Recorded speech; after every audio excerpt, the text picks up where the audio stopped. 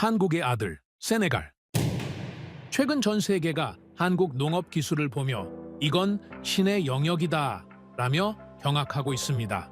사막에서 감자를 캐고 옥수수를 키우더니 급기야 모래밭 한복판에서 새우 양식까지 성공했다? 말 그대로 무에서 유를 창조하며 신이 저주한 최악의 환경에 생명을 불어넣는 마법사 역할을 똑똑히 해내고 있는 겁니다. 특히 세네갈에서의 한국의 위상은 상상을 초월합니다. 수천 달러를 쏟아부은 미국도 실패했고 그 꼼꼼하다는 일본마저도 여긴 답이 없다라며 혀를 내두르고 도망친 그야말로 저주받은 땅에 조용히 생명을 불어넣고 있기 때문입니다. 그런데 최근 이상한 일들이 벌어지고 있습니다. 세네갈 현지에서 한국은 우리의 아버지다라는 말들이 오가고 있는 것도 모자라 수천억을 들여 한국 전투기를 구매한다고 나섰고 미국과 유럽조차 수십 년간 공들여도 얻지 못했던 그것. 한 국가의 심장을 한국에게 통째로 맡기겠다는 충격적인 선언까지 해버린 겁니다. 한국의 아들, 세네갈. 대체 무슨 일이 벌어진 걸까요?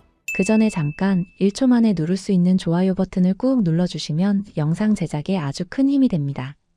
그럼 바로 시작하겠습니다. 사막이 눈을 삼키고 있었습니다. 세네갈 북부 사헬 지대, 그곳은 농업이 죽어가는 마른 땅이었죠. 하늘에서 내려다보면 초록과 황토색의 경계가 선명하게 보입니다. 그런데 그 경계선이 해마다 남쪽으로 내려오고 있었습니다. 사막이 이기고 있다는 뜻이죠. 쌀을 주식으로 먹는 나라인데 정작 쌀의 절반 이상을 외국에서 사와야 했습니다. 물은 없고 기술은 없고 희망은 더더욱 없었습니다. 굶어가는 사람들이 살려달라 소리치는 살아있는 지옥이었습니다. 저는 그런 땅을 32년간 봐왔습니다. 제 이름은 데이비드 콜린스입니다. 영국 출신이고 올해로 63이 됐죠. 국제개발과 농업정책 자문을 업으로 삼아온 사람입니다. 젊은 시절 옥스퍼드에서 개발경제학을 전공하고 졸업하자마자 아프리카로 왔습니다. UN 프로젝트, 세계은행 컨설팅, 유럽연합 공동사업, 이름만 들으면 그럴듯한 일들을 수없이 해왔죠. 실패한 원조 사례를 분석한 보고서로 이 바닥에서 나름의 명성도 얻었습니다. 사람들은 제 평가를 신뢰했습니다. 제가 실패라고 쓰면 실패였고 가능성이 없다고 쓰면 없는 것이었죠. 그리고 저는 32년간 단 한 번도 이 땅이 변하는 걸 본 적이 없었습니다. 처음에는 저도 희망을 품었습니다. 젊은 시절에 저는 순진했죠. 좋은 기술과 충분한 자금, 그리고 선의만 있으면 세상을 바꿀 수 있다고 믿었습니다. 하지만 아프리카는 그런 낭만을 허락하지 않았습니다. 돈이 들어오면 부패가 따라왔고, 장비가 들어오면 유지보수 인력이 없었고, 전문가가 들어오면 현지 사정을 무시했습니다. 3년짜리 프로젝트가 끝나면 언제나 원점이었죠. 아니, 원점보다 못한 경우도 많았습니다. 사람들에게 희망을 줬다가 빼앗는 건 처음부터 희망이 없는 것보다 더 잔인하니까요. 그래서 저는 어느 순간부터 감정을 지웠습니다. 기적이라는 단어를 믿지 않게 됐고 감동이라는 표현을 경계하게 됐죠. 숫자만 봤습니다. 지표만 확인했습니다. 성과가 없으면 실패라고 기록했고 그 기록들이 제 경력이 됐습니다. 사람들은 저를 냉정하다고 했습니다. 틀린 말은 아니었죠. 저는 스스로를 도와주는 사람이라고 생각하지 않았습니다. 실패를 기록하는 사람이라고 여겼습니다. 그게 제 역할이었고 저는 그 역할에 충실했습니다. 세네갈 북부 다가나 지역에 도착한 날도 마찬가지였습니다. 비포장 도로를 2시간 넘게 달려서 도착한 마을은 제가 예상한 그대로였죠. 갈라진 논바닥, 먼지 섞인 바람, 그리고 체념한 표정의 농민들. 저는 그 표정을 너무나 잘 알았습니다. 희망을 품었다가 배신당한 사람들의 얼굴이었죠. 마을 이장이 저를 맞았습니다. 예수는 넘어 보이는 남자였는데 등이 굽어 있었습니다. 평생 논에서 허리를 숙이고 일한 사람의 체형이었죠. 또 오셨군요. 그가 말했습니다. 반갑다는 인사가 아니었습니다. 체념 섞인 확인이었죠. 또 누군가 왔고 또 뭔가를 조사하고 또 보고서를 쓰고 또 떠나겠구나. 그 뉘앙스가 고스란히 느껴졌습니다. 이번에는 어디서 오셨습니까? 유럽연합 측 자문위원입니다. 새로운 협력 가능성을 검토하러 왔습니다. 이장은 고개를 끄덕였습니다. 더 이상 질문하지 않았습니다. 질문해봤자 대답은 늘 비슷했을 테니까요. 저도 굳이 부연하지 않았습니다. 어차피 제 결론은 이미 정해져 있었습니다. 이 땅에서는 어떤 원조도 지속되지 않는다. 저는 그걸 확인하러 온 것이었죠. 논을 둘러봤습니다. 우기가 끝난 직후인데도 물이 없었습니다. 관계시설이라고 부를 만한 것은 녹슨 펌프 하나뿐이었고 그마저도 작동하지 않는 것 같았습니다. 저 펌프는 언제 설치된 겁니까? 7년 전쯤이요. 어떤 단체에서 기증했는데 2년 만에 고장났습니다. 고칠 사람이 없어서요. 저는 고개를 끄덕였습니다. 전형적인 패턴이었죠. 장비를 주고 떠나면 끝이라고 생각하는 원조의 한계. 유지보수 인력도, 부품 공급망도, 기술 교육도 없이 던져진 선물. 그건 선물이 아니라 짐이었습니다. 쌀 수확량은 어떻습니까? 헥타르당 2톤이 안 됩니다. 좋은 해에도요. T톤. 그 숫자가 무엇을 의미하는지 저는 알았습니다. 세계 평균의 절반도 안 되는 수치였죠. 이 정도 생산성으로는 자급은커녕 생존도 어려웠습니다. 농민들이 왜 논을 버리고 도시로 떠나는지, 왜 젊은이들이 농업을 포기하는지 숫자가 설명해주고 있었습니다. 저는 노트에 적었습니다. 광해시설 부재, 품종 노후화, 기술 지원 단절, 유지 보수 체계 없음. 익숙한 문장들이었죠. 32년간 써온 문장들. 달라진 건 아무것도 없었습니다. 그런데 이상한 이야기를 들은 건 그날 저녁이었습니다. 수도 다카르로 돌아와서 농업부 관계자를 만났습니다. 세네갈 정부가 쌀 자급을 국정과제로 선언했다는 건 이미 알고 있었죠. 하지만 구체적인 계획을 들으니 고개가 갸우뚱해졌습니다. 한국이요? 저는 되물었습니다. 잘못 들은 줄 알았습니다. 네, 한국입니다. 한국 측 연구진과 협력하기로 했습니다. 농업부 차관이 대답했습니다. 그의 표정은 진지했습니다. 농담이 아니었죠?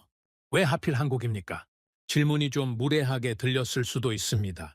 하지만 저는 이해가 되지 않았습니다. 한국은 아프리카 농업 분야에서 주요 행위자가 아니었습니다. 미국, 일본, 유럽 국가들이 수십 년간 이 대륙에서 활동해왔죠. 한국은요? 솔직히 저는 한국하면 자동차랑 전자제품밖에 떠오르지 않았습니다. 쌀 농사와 한국을 연결시킬 생각은 해본 적도 없었죠. 차관이 설명했습니다. 한국은 우리와 비슷한 경험이 있습니다. 원조를 받던 나라에서 주는 나라가 됐죠. 그 과정에서 쌀 자급을 이루었고요. 우리는 그 경험을 배우고 싶습니다. 논리적으로는 맞는 말이었습니다. 하지만 저는 납득이 되지 않았습니다. 기후가 완전히 다릅니다. 한국은 온대 기후이고 여기는 사헬 지대입니다. 토양도 다르고 강수량도 다르고 농업 환경 자체가 완전히 다르지 않습니까? 그래서 한국 측에서 맞춤형 품종을 개발하겠다고 합니다. 맞춤형 품종이요? 저는 속으로 비웃었습니다. 그런 말을 얼마나 많이 들었는지 모릅니다. 맞춤형 솔루션, 현지화 전략, 지속 가능한 개발. 전부 그럴듯한 단어들이었죠. 하지만 현실에서는 작동하지 않았습니다. 대부분의 프로젝트가 본국에서 만든 기술을 그대로 가져와서 적용하려다 실패했습니다. 시간이 얼마나 걸릴 거라고 합니까? 한국 측에서는 최소 10년은 봐야 한다고 합니다. 10년. 그 대답에 저는 더욱 회의적이 됐습니다. 10년이라니요. 국제개발 프로젝트 중에 10년을 버티는 경우가 얼마나 됩니까? 대부분 3년에서 5년이고 그 기간 동안 성과를 내지 못하면 예산이 끊깁니다. 10년을 약속한다는 건 어떻게 보면 현실 감각이 없다는 뜻이었죠. 저는 보고서를 썼습니다. 최대한 객관적으로 쓰려고 노력했지만 결론은 이미 정해져 있었습니다. 한국의 농업 기술은 의미 있는 시도이나 기후 및 토양 조건의 불일치로 인해 대규모 성과를 기대하기 어려움, 실패 가능성 80% 이상으로 평가. 냉정했지만 정직한 평가였습니다. 저는 그렇게 믿었습니다. 그리고 며칠 뒤 한국 연구진이 도착했습니다. 저는 공항에 나가지 않았습니다. 굳이 그럴 필요가 없었죠. 하지만 농업부 측의 요청으로 첫 회의에는 참석해야 했습니다. 회의실에 들어섰을 때 저는 이상한 느낌을 받았습니다. 뭔가 달랐습니다. 정확히 뭐가 다른지는 몰랐지만 분위기가 제가 예상한 것과 맞지 않았죠. 보통 원조 프로젝트 팀이 도착하면 어떻습니까? 대규모 장비와 함께 옵니다.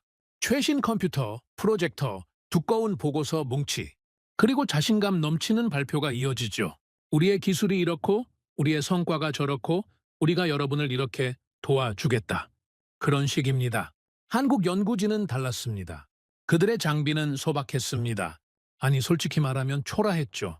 낡은 가방에서 꺼낸 건 작은 노트와 펜뿐이었습니다. 화려한 자료도 없었고 멋진 도표도 없었습니다. 신발은 이미 흙이 묻어 있었습니다. 공항에서 바로 온 게 아니라 어딘가 현장을 먼저 들른 것 같았죠. 팀장으로 보이는 사람이 일어났습니다. 50대 초반쯤으로 보이는 남자였는데 얼굴이 검게 탔습니다. 연구실에만 있던 사람의 피부가 아니었죠. 저희는 약속드리지 않겠습니다. 그가 첫마디로 그렇게 말했습니다. 저는 의아했습니다. 보통은 약속을 늘어놓는 자리인데 약속하지 않겠다니요. 저희가 성공할 수 있을지 모릅니다. 실패할 수도 있습니다. 하지만 한 가지는 분명합니다. 저희는 이 땅에서 답을 찾을 겁니다. 한국에서 만든 답을 가져오는 게 아니라 여기 있는 흙과 물과 사람들에게서 답을 찾을 겁니다. 그게 시간이 걸리더라도요. 저는 그 말을 듣고도 감동받지 않았습니다. 솔직히 말하면 더 의심스러웠죠.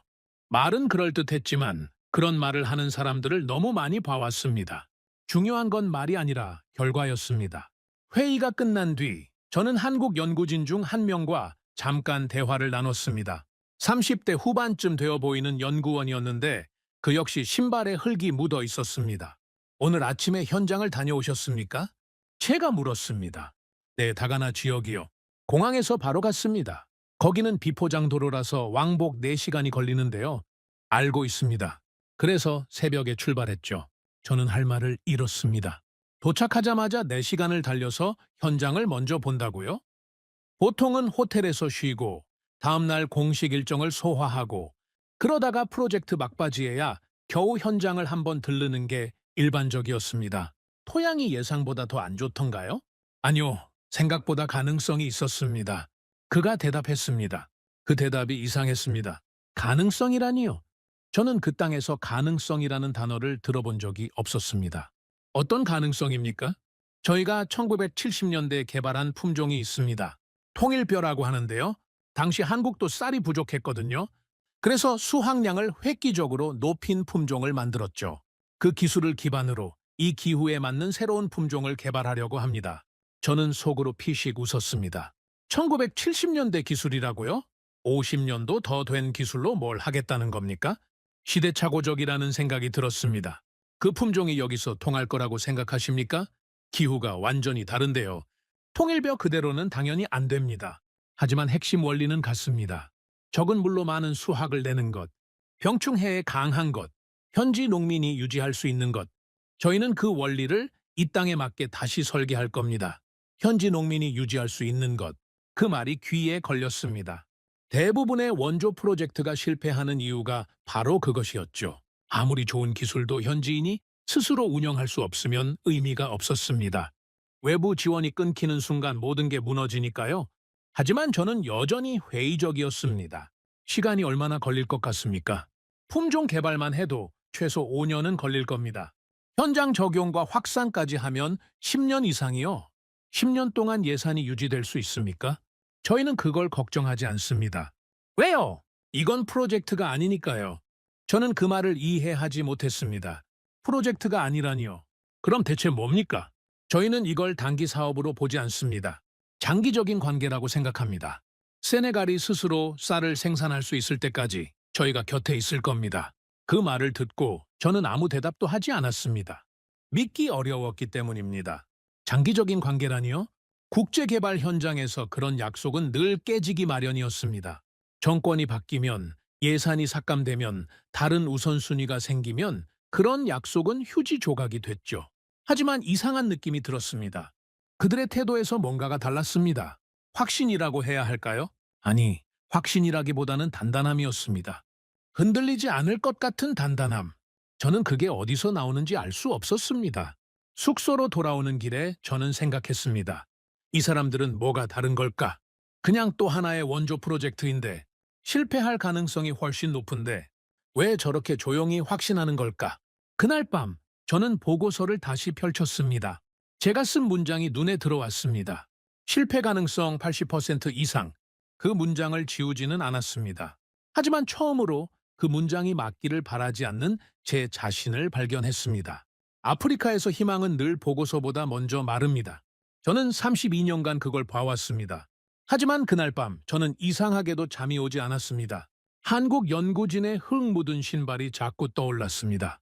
그들이 새벽에 내 시간을 달려 현장을 먼저 본 것이, 화려한 발표 대신 작은 노트만 들고 온 것이, 약속하지 않겠다고 말한 것이, 그때는 몰랐습니다.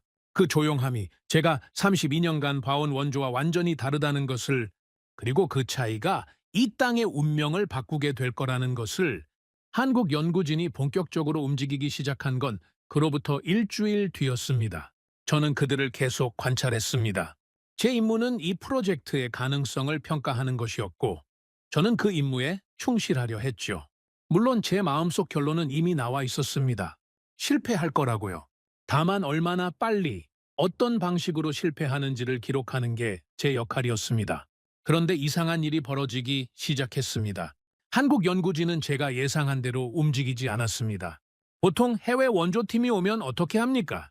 먼저 현지 정부 관계자들과 회의를 합니다. 그 다음에는 언론 인터뷰가 있죠. 사진도 찍고 악수도 하고 그럴듯한 선언문도 발표합니다.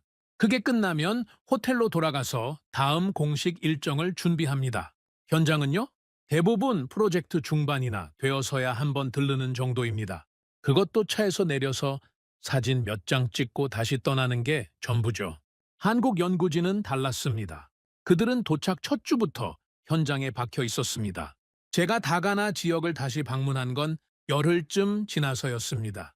농업부 측에서 진행 상황을 확인해달라는 요청이 있었거든요. 솔직히 저는 큰 기대 없이 갔습니다. 아마 형식적인 조사를 하고 있거나 벌써 문제에 부딪혀 있겠지 하는 생각이었죠. 그런데 현장에 도착했을 때 저는 제 눈을 의심했습니다. 한국 연구원들이 논 한가운데 있었습니다. 정장이 아니라 작업복을 입고 있었죠.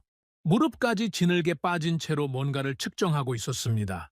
한 명은 토양 샘플을 채취하고 있었고, 다른 한 명은 물의 산성도를 검사하고 있었습니다.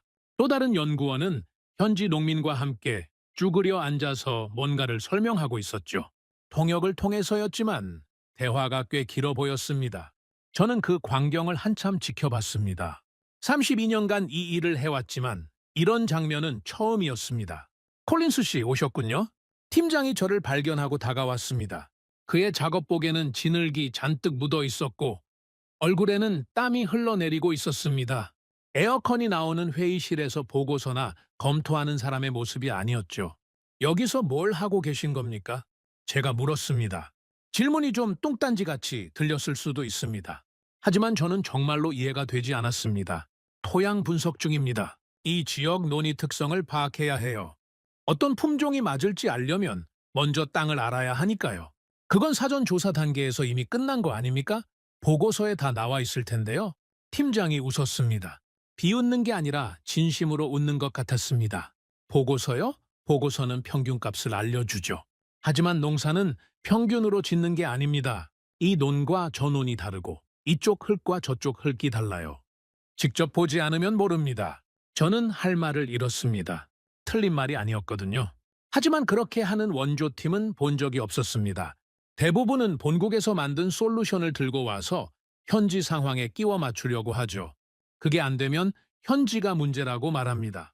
현지 정부가 협조를 안 해서, 현지 농민이 교육 수준이 낮아서, 현지 기후가 너무 열악해서 늘 그런 식이었습니다. 얼마나 더 조사하실 겁니까? 올해 내내요. 아마 내년까지도 계속할 겁니다. 1년 넘게 조사만 하신다고요? 품종 개발은 그 다음입니다. 서두르면 안 돼요.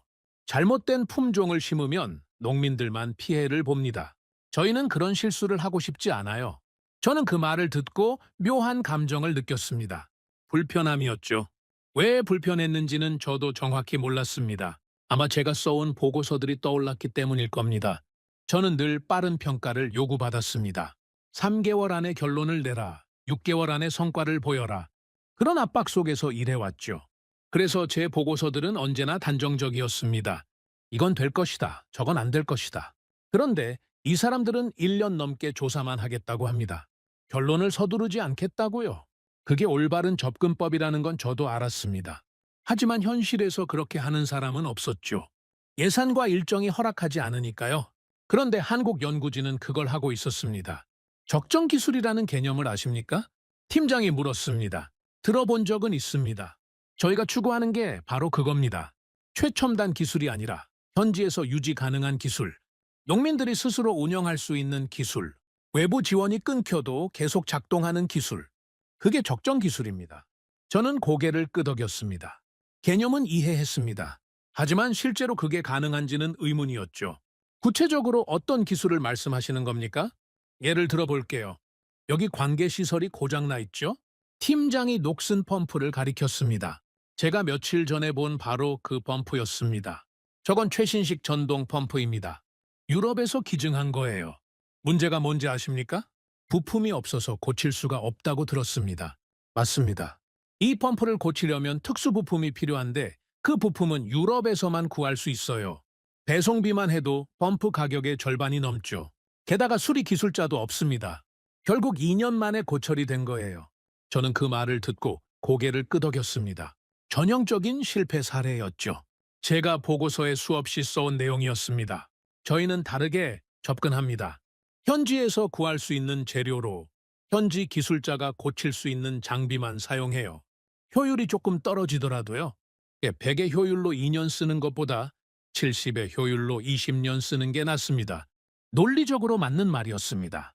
하지만 저는 여전히 의심스러웠습니다. 그런 접근법이 실제로 성과를 낸 적이 있습니까? 팀장이 잠시 저를 바라봤습니다.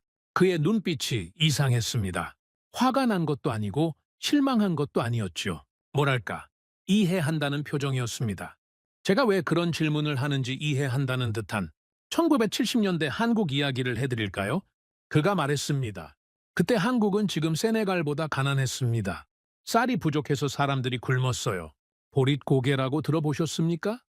봄에 먹을 게 없어서 산에 가서 나무를 캐 먹던 시절이 있었습니다. 쌀밥은 명절에나 먹는 거였죠. 저는 조용히 듣고 있었습니다. 한국이 가난했던 나라라는 건 알았지만 그 정도인 줄은 몰랐습니다. 그래서 저희 선배들이 통일벼를 개발했습니다. 기존 품종보다 수확량이 30% 이상 높은 품종이었죠. 그 덕분에 한국은 쌀 자급을 이뤘습니다. 불과 10년 만에요. 그건 알고 있습니다. 하지만 그건 한국 상황에 맞는 품종이었죠. 여기와는 기후가 완전히 다릅니다. 물론입니다. 통일벼를 그대로 가져올 수는 없어요. 하지만 원리는 같습니다. 현지 상황에 맞는 품종을 개발하면 됩니다. 저희가 하려는 게 바로 그겁니다. 저는 속으로 한숨을 쉬었습니다. 말은 그럴듯했지만 현실은 다르다고 생각했죠. 품종 개발이 얼마나 어려운 일인지 저도 알았습니다. 수백 수천 번의 교배 실험이 필요하고 그중 성공하는 건 극소수입니다. 시간도 오래 걸리고 돈도 많이 들죠. 그걸 이 작은 팀이 해낼 수 있을까요? 솔직히 말씀드리겠습니다.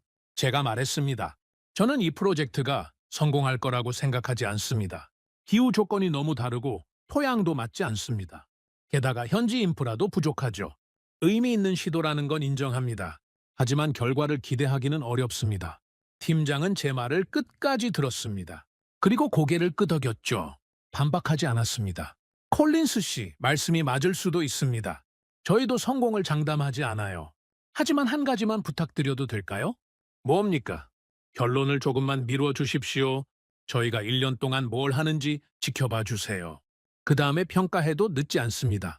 저는 그 부탁을 거절할 이유가 없었습니다. 어차피 제 임무는 이 프로젝트를 관찰하고 보고하는 것이었으니까요. 하지만 이상한 기분이 들었습니다.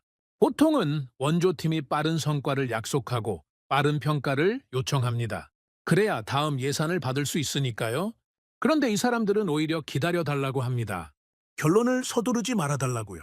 그 후로 저는 정기적으로 현장을 방문했습니다. 한 달에 2~3번 정도였죠. 갈 때마다 한국 연구진은 그 자리에 있었습니다. 논 한가운데서 흙을 파고 물을 측정하고 농민들과 대화하고 있었죠. 그들의 노트는 점점 두꺼워졌고 얼굴은 점점 더 검게 탔습니다. 몇 달이 지나자 저는 알게 됐습니다. 그들이 뭘 하고 있는지를. 한국 연구진은 이 지역의 논을 구역별로 나눠서 분석하고 있었습니다. 각 구역의 토양 성분, 수분 함량, 일조량, 기온 변화를 전부 기록했죠. 그리고 그 데이터를 바탕으로 어떤 품종이 어떤 구역에 맞을지 계산하고 있었습니다. 몇 가지 조합을 시험하고 있습니다. 어느 날 한 연구원이 제게 설명했습니다.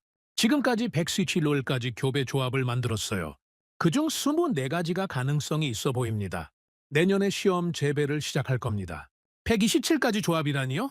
저는 그 숫자에 놀랐습니다. 그만큼의 노력이 들어갔다는 뜻이었죠. 성공 가능성은 어느 정도입니까? 솔직히 모릅니다. 10%일 수도 있고 1%일 수도 있어요. 하지만 저희는 포기하지 않을 겁니다. 한 가지만 성공해도 이 땅이 바뀔 수 있으니까요. 저는 그 말을 듣고 아무 대답도 하지 못했습니다. 1%의 가능성을 위해 127가지 조합을 시험한다고요? 그게 미친 짓인지 아니면 진정한 헌신인지 저는 판단할 수 없었습니다. 그 즈음 또 하나의 변화가 있었습니다. 현지 연구소와의 협력이 시작된 거죠. 한국 연구진은 세네갈 농업연구소와 공동 연구를 진행하기로 했습니다. 한국 기술을 일방적으로 전수하는 게 아니라 함께 개발하겠다는 거였죠. 세네갈 연구원들이 한국 팀과 함께 논에 나갔고 함께 데이터를 분석했습니다. 왜 공동 연구입니까? 제가 물었습니다. 저희가 떠난 뒤에도 연구가 계속되어야 하니까요. 세네갈 연구원들이 이 기술을 완전히 자기 것으로 만들어야 합니다. 그래야 지속 가능해요. 또 그 말이었습니다. 지속 가능, 외부 지원이 끊겨도 계속되는 것. 한국 연구진은 그 말을 입버릇처럼 했습니다. 처음에는 그냥 좋은 말이라고 생각했죠. 하지만 그들의 행동을 보면서 저는 점점 혼란스러워졌습니다. 이 사람들은 진심인 것 같았습니다. 그리고 어느 날 저는 이상한 소식을 들었습니다. 농업부 차관이 저를 불렀습니다. 회의실에 들어가니 한국 연구진 팀장도 와 있었죠. 콜린스 씨, 부탁이 있습니다. 차관이 말했습니다. 보고서 제출을 좀 미뤄주실 수 있습니까? 미루라고요? 왜요? 한국 측에서 요청했습니다. 아직 결론을 내리기엔 이르다고요. 저는 팀장을 바라봤습니다. 그가 고개를 숙였죠. 죄송합니다, 콜린스 씨. 저희가 무례한 부탁을 드리는 거 알고 있습니다. 하지만 지금 보고서가 나가면 이 프로젝트가 조기 종료될 수 있습니다. 아직 저희가 뭘 할 수 있는지 보여드리지도 못했는데요. 저는 불쾌했습니다. 제 보고서는 객관적인 평가였습니다. 그걸 미루라니요. 제 전문성에 대한 모욕처럼 느껴졌죠. 제 평가가 틀렸다는 겁니까? 아닙니다. 콜린스 씨 평가는 정확합니다. 현재 상황만 보면 실패 가능성이 높은 게 맞아요. 하지만 저희는 현재 상황을 바꾸려고 여기 온 겁니다. 그걸 증명할 시간을 주십시오. 저는 한참을 말없이 앉아 있었습니다. 이런 요청은 처음이었습니다. 보통은 원조팀이 좋은 평가를 요구하죠.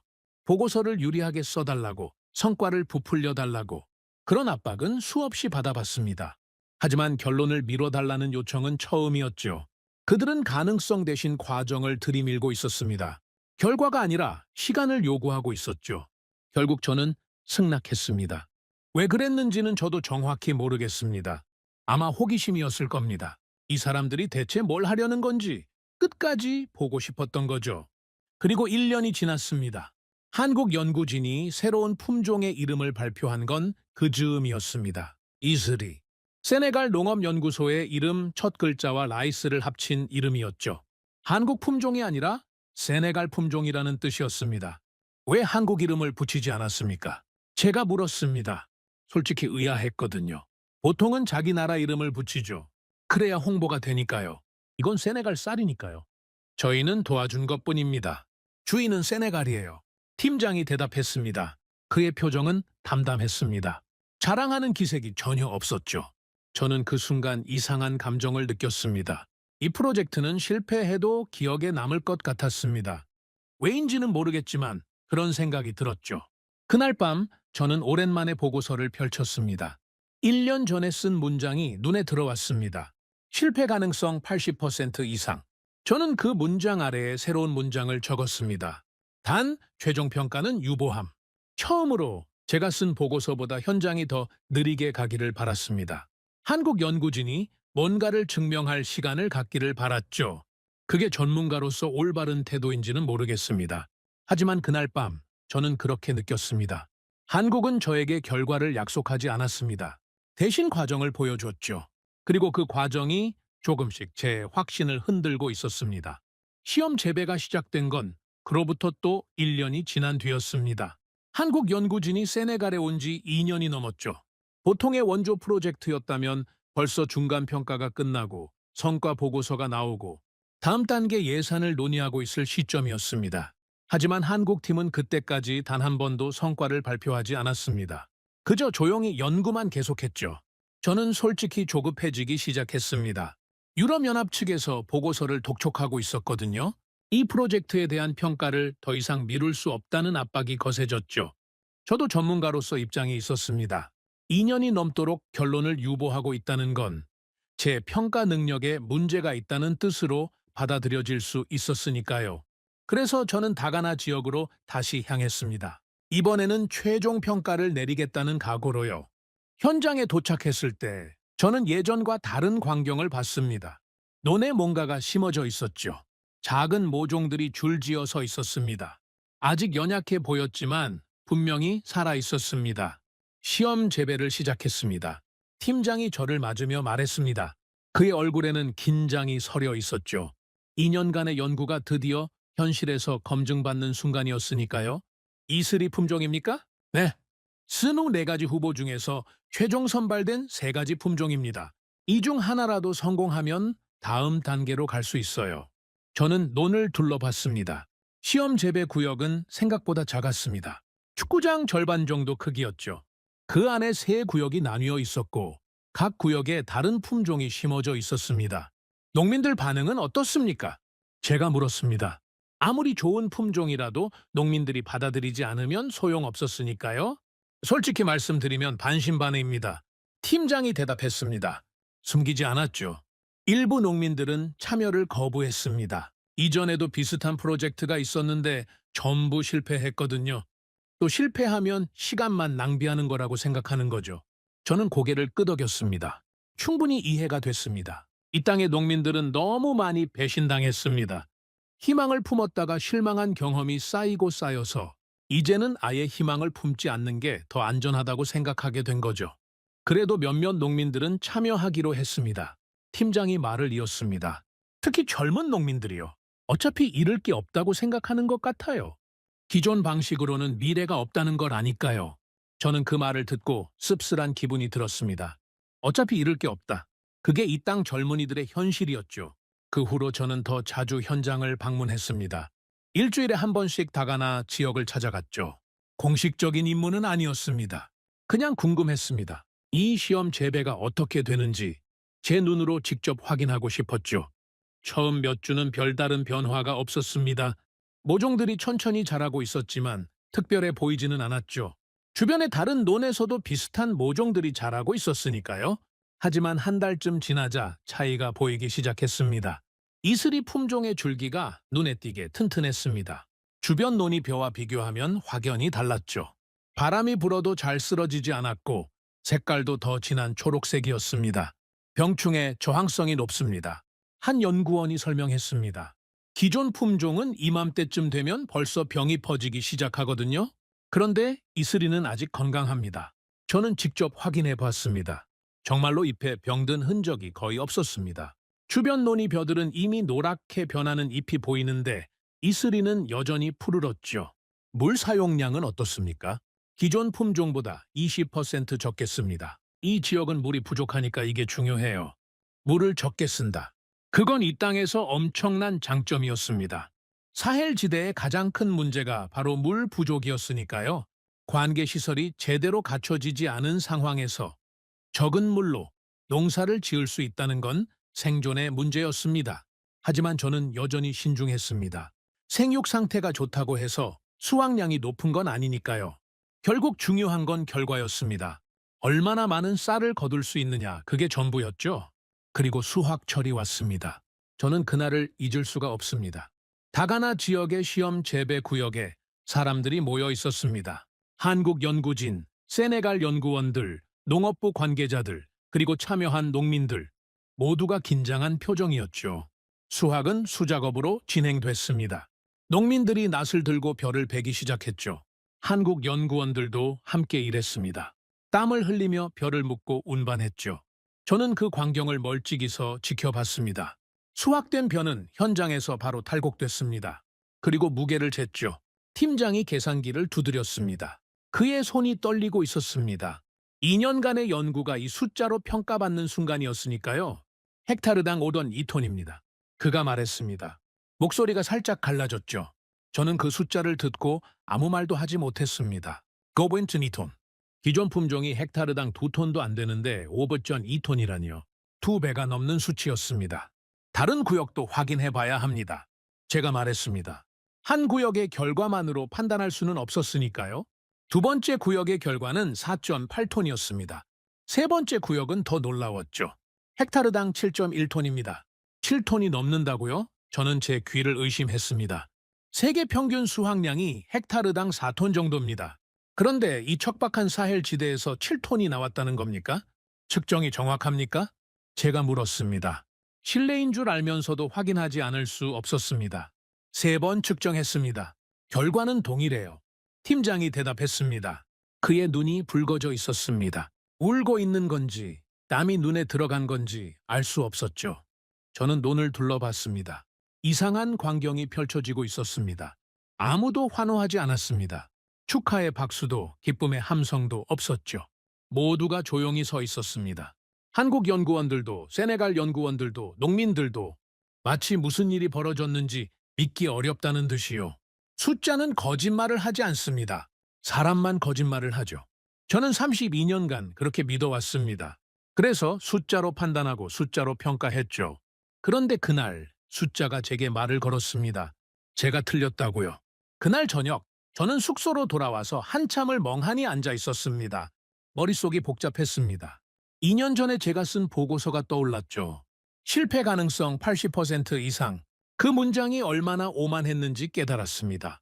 저는 아무것도 모르면서 결론을 내렸던 겁니다. 현장을 몇 번 보고 몇 가지 데이터를 검토하고 제 경험에 비춰서 판단했죠. 하지만 제 경험이라는 게 뭡니까? 실패만 봐온 경험이었습니다. 성공을 본 적이 없으니 성공의 가능성도 보지 못했던 거죠.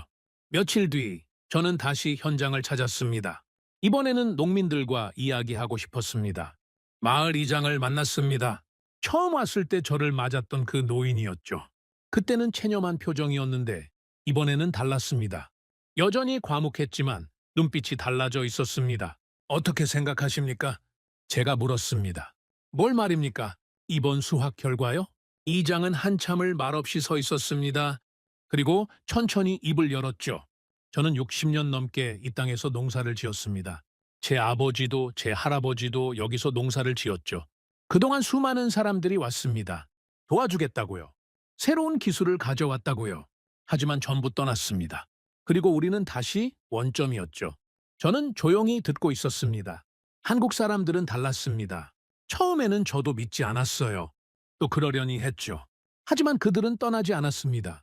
비가 와도 가뭄이 와도 여기 있었습니다. 우리랑 같이 흙을 파고 같이 물을 끌어오고 같이 벼를 심었죠. 이장이 잠시 말을 멈췄습니다. 그리고 논을 바라봤죠. 저 벼를 보십시오. 저건 한국 쌀이 아닙니다. 우리 쌀입니다. 한국 사람들이 우리한테 준 게 아니에요. 우리가 같이 만든 겁니다. 우리 쌀. 그 말이 가슴에 박혔습니다. 한국 연구진이 왜 그 품종에 세네갈 이름을 붙였는지 이해가 됐죠. 그들은 처음부터 이걸 세네갈의 것으로 만들려고 했던 겁니다. 자기들의 성과가 아니라 세네갈 농민들의 성과로요. 그 후로 상황이 빠르게 변했습니다. 시험 재배 결과가 알려지자 주변 농민들의 태도가 달라지기 시작했습니다. 처음에 참여를 거부했던 농민들이 찾아왔죠. 나도 그 품종을 심고 싶소. 한 농민이 말했습니다. 50대쯤 되어 보이는 남자였는데 처음에는 가장 강하게 반대했던 사람이었죠. 왜 마음이 바뀌셨습니까? 제가 물었습니다. 옆집 논을 봤소. 내 논보다 2배나 많이 거뒀더군. 같은 땅에서 같은 물로 다른 건 품종뿐이었소. 그는 잠시 말을 멈췄습니다. 그리고 조심스럽게 덧붙였죠. 나도 바보는 아니오. 눈앞에서 결과를 보여주는데 왜 안 하겠소? 저는 그 말을 듣고 깨달았습니다. 이게 바로 한국 연구진이 의도한 것이었구나. 그들은 농민들을 설득하려 하지 않았습니다. 대신 결과를 보여줬죠. 말이 아니라 숫자로, 약속이 아니라 증거로. 농민들은 스스로 판단하고 스스로 선택했습니다. 몇 달 뒤 저는 놀라운 소식을 들었습니다. 이슬이 품종이 시장에서 프리미엄 가격을 받기 시작했다는 거였습니다. 쌀 상인들이 이슬이 쌀을 더 높은 가격에 사들이고 있었죠. 왜 더 비싸게 삽니까? 제가 한 상인에게 물었습니다. 품질이 다르니까요. 밥을 지어보면 알아요. 찰기도 있고 맛도 좋고 손님들이 찾습니다. 품질 프리미엄이라니요? 저는 예상하지 못했습니다. 수확량만 높으면 성공이라고 생각했는데 품질까지 좋다는 겁니다. 한국 연구진이 단순히 많이 나오는 품종이 아니라 잘 팔리는 품종을 만들었다는 뜻이었죠. 농민들 소득이 얼마나 늘었습니까? 제가 농업부 관계자에게 물었습니다. 시험 재배 참여 농가 기준으로 평균 2.5배 증가했습니다. 2.5배. 그 숫자가 의미하는 바를 저는 알았습니다. 그건 단순히 돈이 늘어난 게 아니었습니다. 그건 삶이 바뀐다는 뜻이었죠. 아이들을 학교에 보낼 수 있고 병원에 갈 수 있고 굶지 않을 수 있다는 뜻이었습니다. 저는 그날 밤 숙소에서 오래된 보고서를 꺼냈습니다. 제가 2년 전에 쓴 것이었죠. 첫 페이지부터 다시 읽었습니다. 세네갈 북부 사헬 지대의 농업 환경은 극도로 열악함, 관계시설 부재, 토양 황폐화, 기후 불안정으로 인해 외부 기술 도입의 성공 가능성은 매우 낮음. 그 문장들이 부끄러웠습니다. 틀린 말은 아니었습니다. 환경이 열악한 건 사실이었죠. 하지만 저는 환경만 보고 사람을 보지 않았습니다. 가능성만 계산하고 의지를 계산하지 않았죠. 저는 보고서의 마지막 페이지로 갔습니다. 제가 쓴 결론이 있었죠. 실패 가능성 80% 이상으로 평가. 저는 그 문장을 한참 들여다봤습니다. 그리고 펜을 들었죠. 그 문장 위에 줄을 그었습니다. 처음으로 제가 쓴 보고서를 스스로 부정했습니다. 하지만 새로운 결론을 쓰지는 않았습니다. 아직 이르다고 생각했거든요. 시험 재배 한 번의 성공이 전체 프로젝트의 성공을 의미하지는 않았으니까요. 확산이 되어야 했고 지속이 되어야 했습니다. 그게 진짜 시험이었죠. 그날 밤 저는 창밖을 바라보며 생각했습니다. 한국은 성공을 자랑하지 않았습니다. 시험 재배가 끝난 뒤에도 기자회견이나 보도자료 같은 건 없었죠. 그저 다음 단계를 준비하고 있었습니다. 더 많은 농민에게 보급하고 더 많은 지역에 확산시키는 것. 그게 그들의 다음 목표였습니다. 그게 더 무서웠습니다.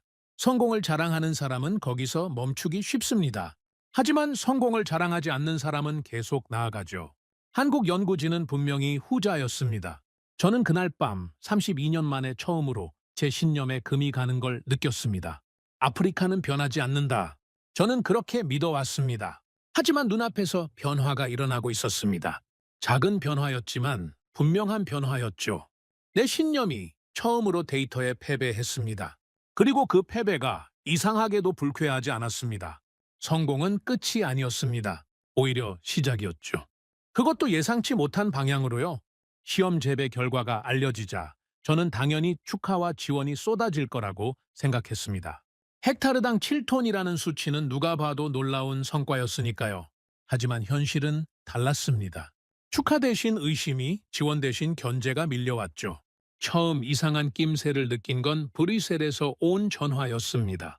유럽연합본부의 담당관이었죠. 그는 시험 재배 결과에 대해 몇 가지 질문을 했습니다. 처음에는 일상적인 확인 절차라고 생각했습니다. 하지만 질문의 톤이 점점 이상해졌죠. 콜린스 씨, 그 수치가 정확한 겁니까? 제가 직접 확인했습니다. 3번 측정한 결과입니다. 측정 방식에 문제가 있었던 건 아닙니까? 혹시 한국 측에서 개입한 부분은 없었나요? 저는 그 질문에 당황했습니다. 개입이라니요? 대체 무슨 뜻입니까? 무슨 말씀이신지 모르겠습니다. 솔직히 말씀드리죠. 본부에서 그 수치를 의심하고 있습니다. 사헬 지대에서 헥타르당 7톤이라는 건 상식적으로 납득이 안 됩니다. 과장된 게 아닌가 하는 의견이 있어요. 저는 전화기를 쥔 손에 힘이 들어가는 걸 느꼈습니다. 32년간 이 일을 해왔는데 제 측정 결과를 의심한다고요? 저는 제 경력을 걸고 말씀드립니다. 그 수치는 정확합니다. 알겠습니다. 하지만 추가 검증이 필요할 것 같습니다. 독립적인 제3자 평가를 요청할 예정입니다.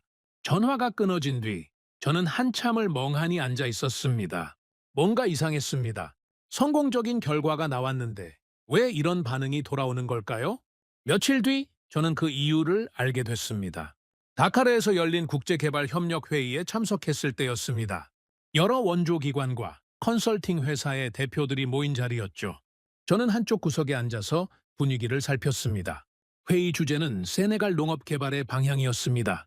여러 발표가 이어졌죠. 그런데 이상한 점이 있었습니다. 한국 프로젝트에 대한 언급이 거의 없었습니다. 시험 재배 성공이라는 중요한 성과가 있었는데 아무도 그 얘기를 하지 않았죠. 대신 다른 이야기들이 오갔습니다. 아프리카 농업의 미래는 대규모 기계화입니다. 소규모 농가 중심의 접근은 한계가 있죠. 한 유럽계 농업 컨설팅 회사의 대표가 말했습니다. 그는 화려한 프레젠테이션을 보여주며 자신들의 솔루션을 설명했죠. 저희 회사는 최첨단 농기계와 고효율 비료 패키지를 제공합니다. 세네갈 정부와 장기 계약을 체결하면 5년 안에 쌀 생산량을 2배로 늘릴 수 있습니다. 저는 그 발표를 들으며 불편한 기분이 들었습니다. 최첨단 농기계요? 고효율 비료요? 그게 이 땅에서 작동할 거라고 생각하는 겁니까? 유지 보수는 누가 합니까? 비료값은 누가 대죠? 농민들이 그걸 감당할 수 있습니까? 하지만 아무도 그런 질문을 하지 않았습니다. 오히려 고개를 끄덕이는 사람들이 많았죠. 회의가 끝난 뒤 저는 복도에서 한 지인을 만났습니다. 세계은행에서 일하는 미국인 동료였죠. 그와 저는 10년 넘게 알고 지낸 사이였습니다. 콜린스, 요즘 한국 프로젝트 쪽 일을 하고 있다면서? 그가 물었습니다. 목소리가 낮았죠. 뭔가 조심스러운 느낌이었습니다. 그렇습니다. 왜요? 조심하는 게 좋을 거야. 무슨 뜻입니까? 그가 주위를 둘러봤습니다. 그리고 더 낮은 목소리로 말했죠. 한국 프로젝트가 성공하면 곤란한 사람들이 있어. 아까 발표한 그 컨설팅 회사 알지? 그 회사가 세네갈 정부와 대규모 계약을 추진하고 있었거든. 그런데 한국 프로젝트가 성공하면 그 계약이 물거품이 될 수도 있어. 저는 그 말을 듣고 할 말을 잃었습니다. 그게 무슨 뜻인지 이해했기 때문이죠. 그래서 한국 프로젝트를 방해하려는 겁니까? 방해라고 하기는 뭐하고 그냥 의심을 제기하는 거지. 데이터가 신뢰할 수 없다. 측정 방식에 문제가 있다. 일시적인 성과일 뿐이다. 그런 식으로 말이야. 저는 분노가 치밀어 오르는 걸 느꼈습니다. 실패는 모두에게 익숙하지만 성공은 질서를 흔든다. 그 말이 이렇게 적용될 줄은 몰랐습니다. 증거도 없이 그런 말을 하는 겁니까? 증거가 필요해? 의심만 심어놓으면 돼. 이 바닥에서 평판이 얼마나 중요한지 자네도 알잖아. 한번 의심받으면 회복하기 힘들어. 저는 그날 밤 숙소로 돌아와서 오래 생각했습니다. 이게 현실이었습니다. 국제개발 현장의 추한 이면이었죠. 선의와 원조라는 이름 뒤에 이런 이해관계가 숨어 있었습니다. 며칠 뒤 더 직접적인 압박이 시작됐습니다. 유럽연합 본부에서 공식 요청이 왔습니다. 한국 프로젝트에 대한 중립적 평가 보고서를 작성해달라는 거였죠. 표면적으로는 합리적인 요청이었습니다. 하지만 뉘앙스가 이상했습니다. 현재까지의 성과에 대해 균형 잡힌 시각이 필요합니다. 긍정적인 면뿐 아니라 잠재적 위험과 한계도 명시해 주세요. 균형 잡힌 시각이라. 저는 그 표현이 무엇을 의미하는지 알았습니다. 성공을 인정하되 실패 가능성도 함께 강조하라는 뜻이었죠. 한마디로 한국 프로젝트에 찬물을 끼얹으라는 거였습니다. 저는 딜레마에 빠졌습니다. 객관성을 유지해야 하는 건 맞았습니다. 하지만 제가 눈으로 본 건 분명한 성공이었죠. 그걸 왜곡해서 보고해야 합니까? 그건 객관성이 아니라 거짓이었습니다. 그 무렵 세네갈 정부 내부에서도 혼선이 생기기 시작했습니다. 농업부 차관이 저를 불렀습니다. 그의 표정이 어두웠죠. 콜린스 씨, 복잡한 상황이 됐습니다. 무슨 일입니까? 유럽 쪽 컨설팅 회사에서 새로운 제안을 해왔습니다. 대규모 투자와 장기 계약 조건이죠. 정부 내에서 그 제안에 관심을 보이는 사람들이 있습니다. 한국 프로젝트는 어떻게 되는 겁니까? 차관이 한숨을 쉬었습니다. 아직 결정된 건 없습니다. 하지만 솔직히 말씀드리면 압박이 있습니다. 유럽 쪽에서는 자금력이 훨씬 크니까요. 우리 정부 입장에서는 무시하기 어려운 제안입니다. 저는 그 말을 듣고 가슴이 답답해졌습니다. 한국 프로젝트가 성공했는데 그게 오히려 위협이 되고 있었습니다. 성공했기 때문에 견제를 받고 성공했기 때문에 밀려날 위기에 처한 거죠. 한국 측에서는 뭐라고 합니까? 제가 물었습니다. 그게 이상한 점입니다. 한국 측에서는 아무런 대응을 하지 않습니다. 로비도 없고 반박도 없어요. 그냥 현장에서 계속 일만 하고 있습니다. 저는 의아했습니다. 이런 상황에서 아무 대응도 안 한다고요? 보통은 자기 프로젝트를 지키려고 필사적으로 움직이지 않습니까? 저는 직접 확인하고 싶어서 다가나 현장을 다시 찾았습니다. 한국 연구진은 여전히 거기 있었습니다. 논 한가운데서 일하고 있었죠. 마치 아무 일도 없다는 듯이요. 팀장님, 상황을 알고 계십니까? 제가 물었습니다. 어떤 상황 말씀이십니까? 유럽 쪽에서 압박이 들어오고 있습니다. 한국 프로젝트에 대한 의심을 퍼뜨리고 있고, 세네갈 정부의 새로운 제안도 하고 있죠. 이대로 가면 프로젝트가 위험해질 수 있습니다. 팀장이 고개를 끄덕였습니다. 그는 이미 알고 있는 것 같았죠. 알고 있습니다. 그런데 왜 아무 대응도 안 하십니까? 로비를 하든 반박을 하든 해야 하지 않습니까? 팀장이 잠시 저를 바라봤습니다. 그의 표정은 담담했습니다. 콜린스 씨, 저희는 그런 싸움을 할 생각이 없습니다. 왜요? 이대로 당하고만 있을 겁니까? 저희가 말로 싸워봤자 소용없습니다. 저희는 자금력도 없고 정치력도 없어요. 그 싸움에서는 이길 수가 없죠. 저는 답답했습니다. 포기하겠다는 겁니까? 그럼 어떻게 하실 겁니까? 저희가 할 수 있는 건 하나뿐입니다. 현장에서 결과를 계속 내는 거죠. 농민들이 선택하게 하는 겁니다. 저희가 아무리 좋다고 말해봤자 소용없습니다. 하지만 농민들이 스스로 선택하면 그건 아무도 뒤집을 수 없어요. 저는 그 말을 듣고 할 말을 잃었습니다. 논리적으로는 맞는 말이었습니다. 하지만 너무 순진한 것 아닙니까? 현실 정치에서 그런 접근이 통할 거라고 생각하는 겁니까? 솔직히 말씀드리면 저는 그게 될 거라고 생각하지 않습니다. 상대방은 자금과 정치력으로 밀어붙이고 있는데 현장 결과만으로 이길 수 있습니까? 팀장이 미소를 지었습니다.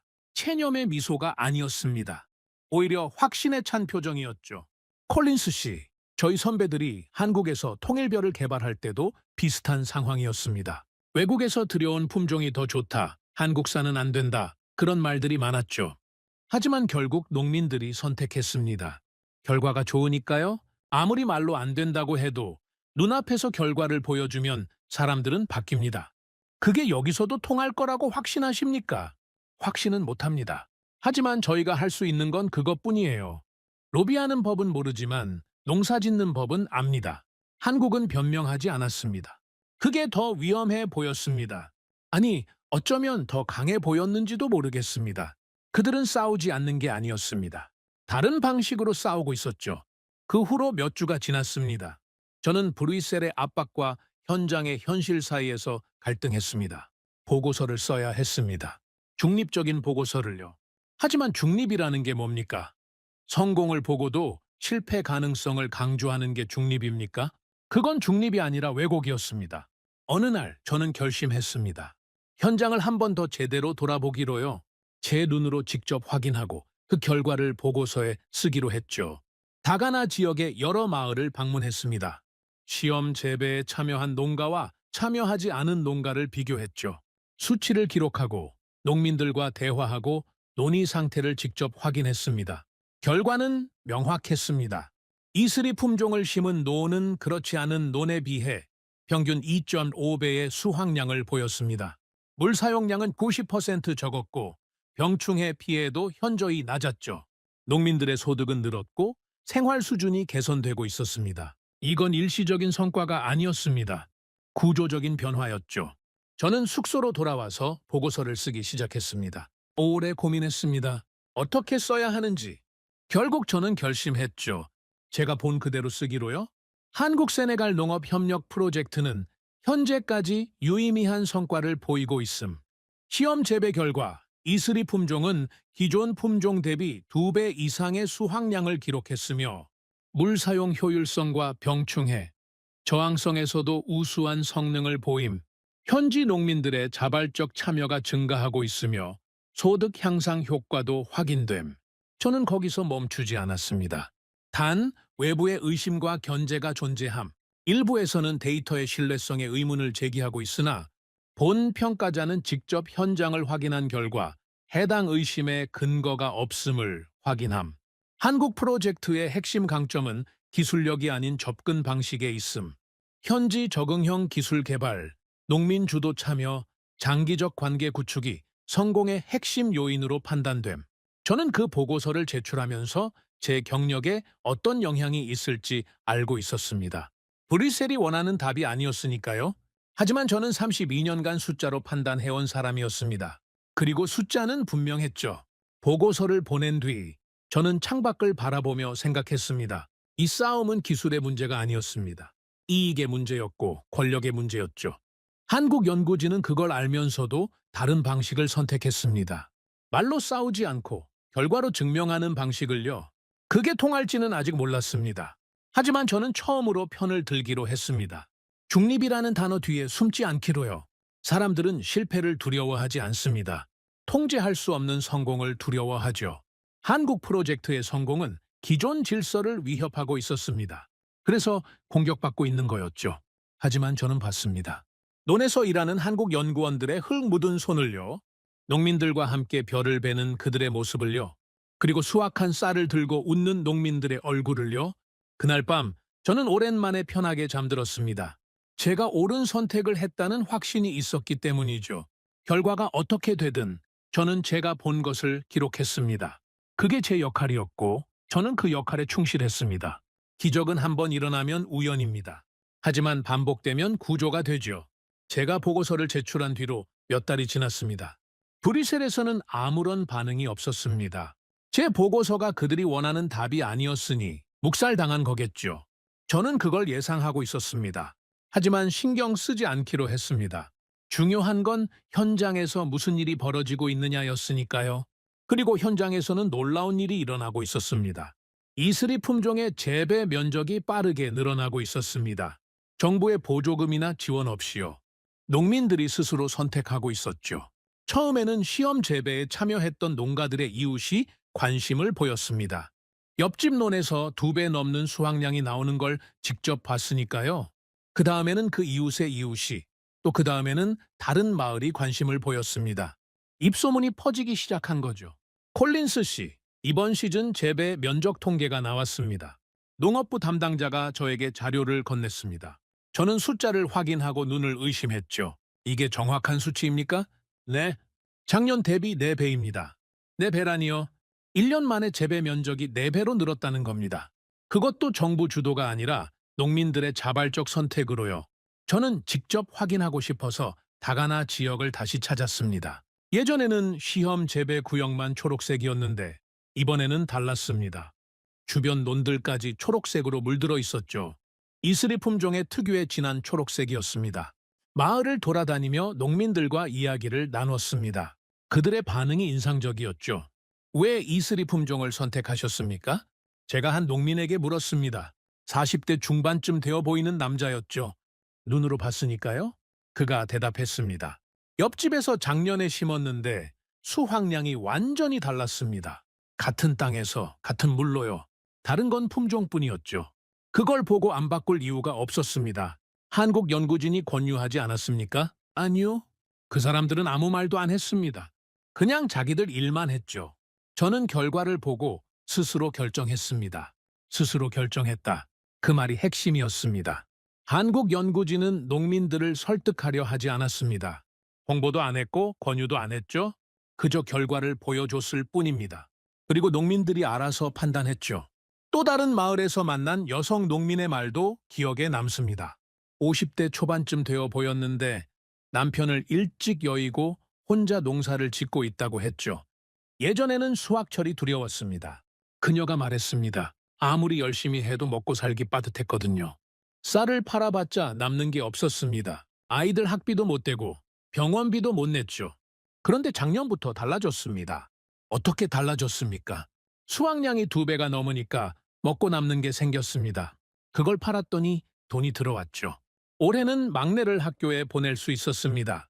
10년 만에 처음이에요. 그녀의 눈이 붉어졌습니다. 저는 아무 말도 하지 못했습니다. 숫자로만 보면 소득 증가였지만 그 숫자 뒤에는 이런 이야기들이 있었습니다. 아이를 학교에 보내는 것, 병원에 가는 것, 굶지 않는 것. 그게 이 땅 농민들에게는 전부였죠. 농가 소득 변화에 대한 정확한 통계가 나온 건 그로부터 몇 주 뒤였습니다. 이슬이 품종 재배 농가의 평균 소득이 2.8배 증가했습니다. 농업부 차관이 회의에서 발표했습니다. 참석자들 사이에서 웅성거림이 퍼졌죠. 수확량 증가분과 가격 프리미엄을 합산한 결과입니다. 이슬이 쌀은 시장에서 기존 쌀보다 15% 높은 가격에 거래되고 있습니다. 가격 프리미엄까지 붙다니요? 저는 처음에 이해가 되지 않았습니다. 쌀은 그냥 쌀 아닙니까? 왜 더 비싸게 사는 거죠? 궁금해서 시장을 직접 찾아갔습니다. 다카르 외곽의 큰 쌀 시장이었죠. 상인들과 이야기를 나눠봤습니다. 이슬이 쌀을 더 비싸게 파시던데 이유가 뭡니까? 제가 한 상인에게 물었습니다. 손님들이 찾으니까요? 그가 대답했습니다. 밥을 지어보면 달라요. 찰기가 있고 맛이 좋습니다. 한번 먹어본 사람들은 다시 찾아요. 그러니까 비싸도 팔리는 거죠. 수입 쌀이랑 비교하면 어떻습니까? 비교가 안 됩니다. 수입 쌀은 오래 보관한 거라 맛이 떨어져요. 이슬이는 국산이라 신선하고 품질도 좋습니다. 손님들이 세네갈 쌀을 자랑스러워하기 시작했어요. 예전에는 그런 거 없었거든요. 세네갈 쌀을 자랑스러워한다. 그 말이 가슴에 남았습니다. 예전에는 이 나라 사람들이 자국 쌀을 부끄러워했습니다. 품질이 낮고 수입 쌀보다 못하다고 생각했죠. 그런데 이제는 자랑스러워한다는 겁니다. 그건 단순한 농업 성과가 아니었습니다. 자존심의 변화였죠. 시장에서 돌아오는 길에 저는 생각했습니다. 한국 연구진이 만든 건 품종만이 아니었습니다. 그들은 세네갈 농민들에게 자신감을 줬습니다. 우리도 할 수 있다는 믿음을요. 세네갈 정부의 태도도 바뀌기 시작했습니다. 처음에는 관망이었죠. 한국 프로젝트가 성공할지 확신이 없었으니까요. 게다가 유럽 쪽에서 다른 제안도 들어와 있었습니다. 정부 입장에서는 어느 쪽을 선택할지 저울질하고 있었죠. 하지만 결과가 쌓이자 태도가 달라졌습니다. 쌀 자급률이 올라가고 있습니다. 농업부 장관이 기자회견에서 발표했습니다. 작년 대비 22% 상승했습니다. 이슬이 품종의 확산이 주요 원인입니다. 쌀 자급률 상승. 그건 세네갈 정부에게 엄청난 의미가 있었습니다. 이 나라는 매년 막대한 외화를 쌀 수입에 쓰고 있었거든요. 자급률이 올라가면 그만큼 외화 유출이 줄어듭니다. 국가 재정에 직접적인 도움이 되는 거죠. 수입 예산이 얼마나 절감됐습니까? 기자가 질문했습니다. 아직 정확한 계산은 안 됐지만 최소 수천만 달러 규모로 추정됩니다. 수천만 달러. 그 숫자가 정부의 마음을 움직였습니다. 한국 프로젝트는 더 이상 실험적인 시도가 아니었습니다. 국가 경제에 실질적인 기여를 하는 프로젝트가 된 거죠. 그 후로 정부 지원이 본격화됐습니다. 이슬이 품종의 종자 보급을 확대하고 재배 교육 프로그램을 마련하고 관계시설 개선에 예산을 투입했습니다.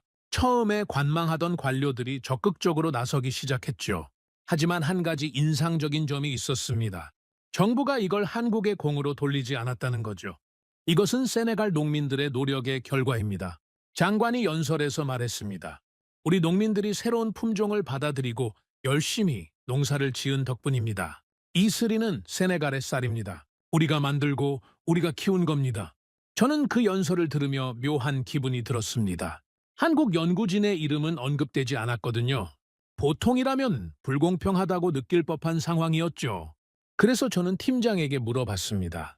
정부가 한국의 기여를 인정하지 않는 것 같은데 괜찮으십니까? 팀장은 웃었습니다. 전혀 개의치 않는 표정이었죠. 괜찮습니다. 오히려 좋아요. 왜요? 공로를 인정받아야 하지 않습니까? 콜린스 씨, 저희 목표가 뭐라고 생각하십니까? 한국의 이름을 알리는 게 아닙니다. 세네갈이 스스로 쌀을 생산하게 만드는 거죠. 그러려면 세네갈 사람들이 이걸 자기 것으로 여겨야 합니다. 한국이 해줬다고 생각하면 의존성이 생겨요. 하지만 자기들이 했다고 생각하면 자립심이 생기죠. 저는 그 말을 듣고 한참을 생각했습니다. 보통의 원조는 어떻습니까? 도와주는 쪽이 공로를 내세우죠. 사진을 찍고 보도자료를 내고 자기들이 얼마나 대단한 일을 했는지 홍보합니다.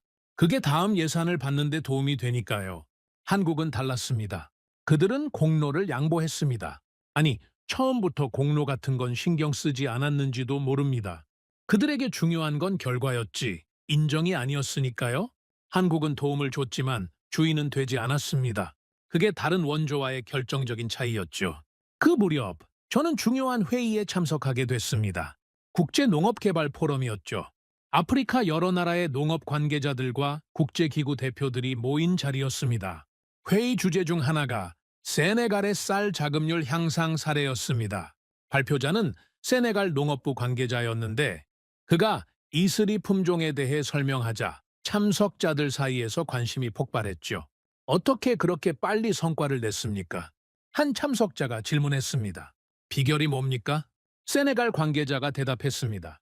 기술도 중요하지만 더 중요한 건 접근 방식이었습니다. 한국 연구진은 우리에게 기술을 가르쳐 주지 않았습니다. 우리와 함께 기술을 만들었죠. 그래서 우리가 이걸 자기 것으로 받아들일 수 있었습니다. 함께 만들었다. 그 표현이 정확했습니다. 한국 연구진은 선생님처럼 굴지 않았습니다. 파트너처럼 행동했죠. 세네갈 연구원들과 같이 논에 나가고 같이 데이터를 분석하고 같이 결론을 내렸습니다. 그래서 세네갈 사람들이 이걸 외부에서 온 것이 아니라 자기들의 성과로 여길 수 있었던 거죠. 회의가 끝난 뒤 여러 나라 관계자들이 저에게 다가왔습니다. 한국 프로젝트에 대해 더 알고 싶다고요. 우리나라에도 비슷한 프로젝트를 할 수 있을까요? 말리에서 온 관계자가 물었습니다. 한국과 연결해 줄 수 있습니까? 간에서 온 사람도 관심을 보였죠. 저는 그 질문들을 받으며 생각했습니다. 한국 프로젝트가 세네갈을 넘어 다른 나라로 확산될 수 있겠구나. 이건 한 나라의 성공이 아니라 모델의 성공이었습니다. 다른 곳에서도 적용할 수 있는 접근법이었죠. 그날 저녁 저는 숙소에서 생각에 잠겼습니다. 32년간 국제개발 현장에서 일하면서 저는 늘 회의적이었습니다. 원조는 실패한다. 아프리카는 변하지 않는다. 그렇게 믿어왔죠. 하지만 눈앞에서 변화가 일어나고 있었습니다. 그것도 제가 예상한 방식이 아닌 완전히 다른 방식으로요. 기존의 원조는 돈과 기술을 주는 것이었습니다. 선진국이 후진국을 도와주는 구도였죠. 거기에는 암묵적인 위계가 있었습니다. 주는 쪽이 위고 받는 쪽이 아래였죠. 그래서 받는 쪽은 늘 수동적이 됐고 의존적이 됐습니다. 한국의 접근은 달랐습니다. 그들은 위계를 만들지 않았습니다. 가르치는 대신 함께 배웠고 주는 대신 함께 만들었죠. 그래서 세네갈 농민들이 주체가 될 수 있었습니다. 도움을 받는 사람이 아니라 스스로 변화를 만드는 사람으로요. 농민들은 계산보다 먼저 선택했습니다. 숫자를 분석하고 장단점을 따지기 전에 그들은 이미 이슬이 품종을 받아들였죠. 왜였을까요? 눈앞에서 결과를 봤기 때문이기도 하지만 그보다 더 중요한 게 있었습니다. 한국 연구진이 그들을 존중했기 때문이었죠. 고객으로 대하지 않고 파트너로 대했습니다. 가르치려 들지 않고 함께 고민했습니다. 그 존중이 신뢰를 만들었고 신뢰가 선택을 이끌었습니다. 저는 그날 밤 오래 망설이던 결정을 내렸습니다. 다음 날 저는 국제 포럼의 폐막 세션에서 발언 기회를 요청했습니다. 예정에 없던 발언이었지만 주최 측이 허락해 줬죠. 단상에 올라섰을 때 심장이 빠르게 뛰었습니다. 32년간 이 일을 해오면서 공개적으로 특정 프로젝트를 옹호한 적은 없었거든요. 늘 중립을 지켰습니다. 그게 제 역할이라고 생각했으니까요. 하지만 그날은 달랐습니다. 저는 데이비드 콜린스입니다. 32년간 국제개발 분야에서 일해왔습니다. 그동안 수많은 프로젝트를 평가했고 솔직히 말씀드리면 대부분이 실패했습니다. 참석자들이 조용해졌습니다. 저는 회의주의자였습니다. 아프리카는 변하지 않는다고 믿었죠. 원조는 결국 실패한다고요. 하지만 지난 몇 년간 세네갈에서 본 것은 제 생각을 바꿔놓았습니다. 저는 잠시 말을 멈췄습니다. 그리고 다시 이었죠. 한국 세네갈 농업협력 프로젝트는 다릅니다. 이건 통계가 아니라 구조 변화입니다. 농민들이 스스로 선택하고 스스로 성장하고 있습니다. 저는 이것이 새로운 원조 모델의 가능성을 보여준다고 생각합니다. 발언을 마치고 내려왔을 때 몇몇 사람들이 박수를 쳤습니다. 모두가 동의하는 건 아니었겠지만 적어도 제 말을 들어준 거였죠. 저는 처음으로 편을 들었습니다. 침묵하지 않기로 했습니다. 중립이라는 단어 뒤에 숨지 않기로요. 숙소로 돌아오는 길에 한 농민의 말이 떠올랐습니다. 제가 다가나 마을에서 만났던 여성 농민이었죠. 그녀가 했던 말이 계속 머릿속을 맴돌았습니다. 한국 사람들은 우리를 고객으로 대하지 않았습니다. 그녀가 말했었죠. 다른 사람들은 항상 뭔가를 팔려고 했습니다. 비료를 사라, 농약을 사라, 기계를 사라. 그런데 한국 사람들은 그러지 않았어요. 그냥 우리랑 같이 농사를 지었습니다. 우리가 뭘 원하는지 물어봤고 우리 말을 들었죠. 그래서 믿을 수 있었습니다.